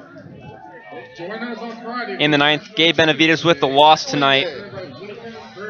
Aaron Schaup coming out for 4 2/3 of brilliant relief appearance work, but the Gray Wolves are unable to score more than 4 runs in the ball game. They gave up 4 in the first, and that's the difference maker here in tonight's ball game. They'll all shake hands after the end of the series. We'll take a short break and then come back for the post-game show. You're listening to Gresham Gray Wolves Baseball on Gray Wolves Live. Finding the right dentist for your young children can be challenging. At Gresham Pediatric Dentistry, we understand the importance of helping your child feel comfortable in the dental chair. Since 2007, Dr. Jiyoung Lee has helped many young patients in the Gresham area, and she can help your child too. Request your appointment today at GreshamPediatricDentistry.com.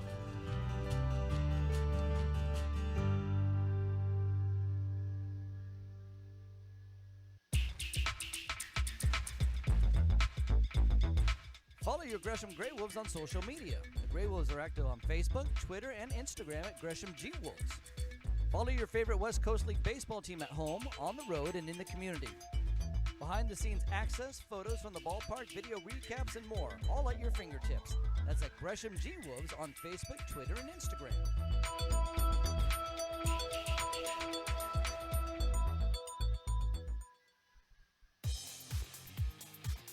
Welcome to the Gresham Gray Wolves post-game show, presented by Active Family Chiropractic, Edward Jones, Gresham Ford, Gresham Pediatric Dentistry, the Gresham Police Officers Association, Lucky Pint, Metro East Web Academy, Northwest Accounting Partners, Olympic Gym, Riverview Community Bank, and State Farm. And now, here's your Gresham Gray Wolves post-game show.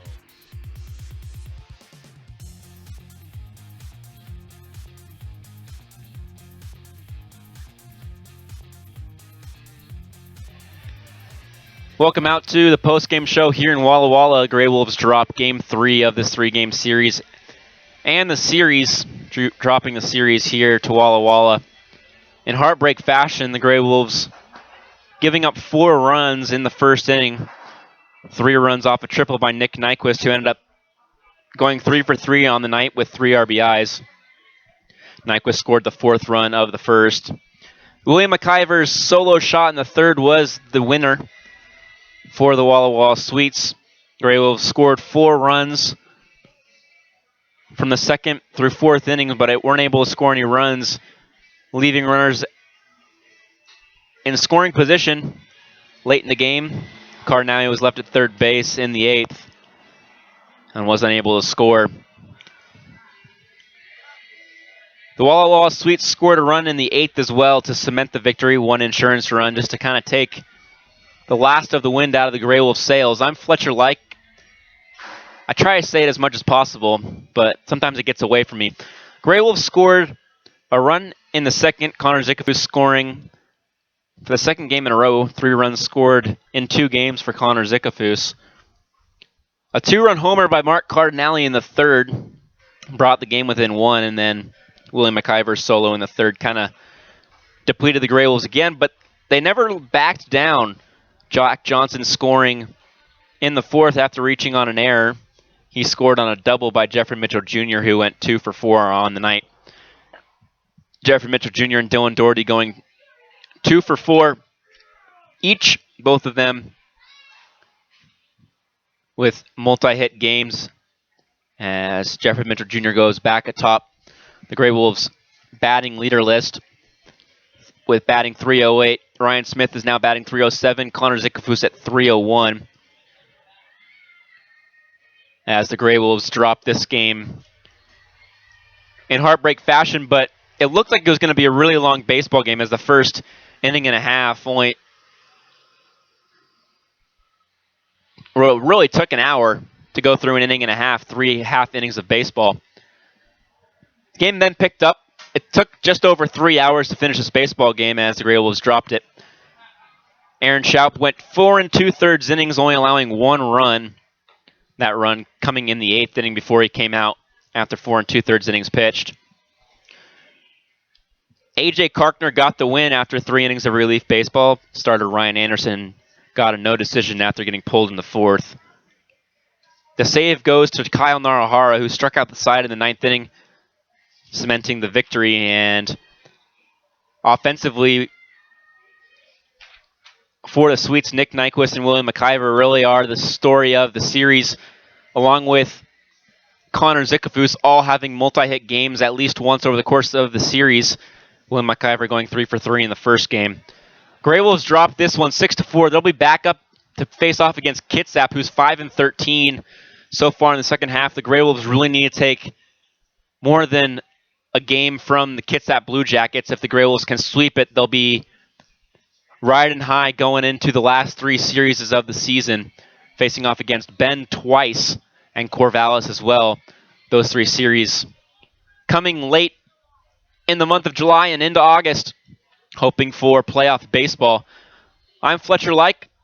Evan Giddings will be with you tomorrow, and the rest of the Kitsap series I'll be with you for the Bend series. And then we'll tag team it on the first game against Corvallis. Evan and I will be calling the game together. That's the plan right now. You're listening to Gresham Grey Wolves Baseball here from Walla Walla. Grey Wolves lose 6-4 and drop the first series since the 4th of July weekend. Ironically, both series against the Walla Walla Sweets. Signing off for the night and the series, I'm Fletcher Like, calling all the games on the road. You're listening to Gresham Grey Wolves Baseball on Grey Wolves Live. Have a good night, everybody.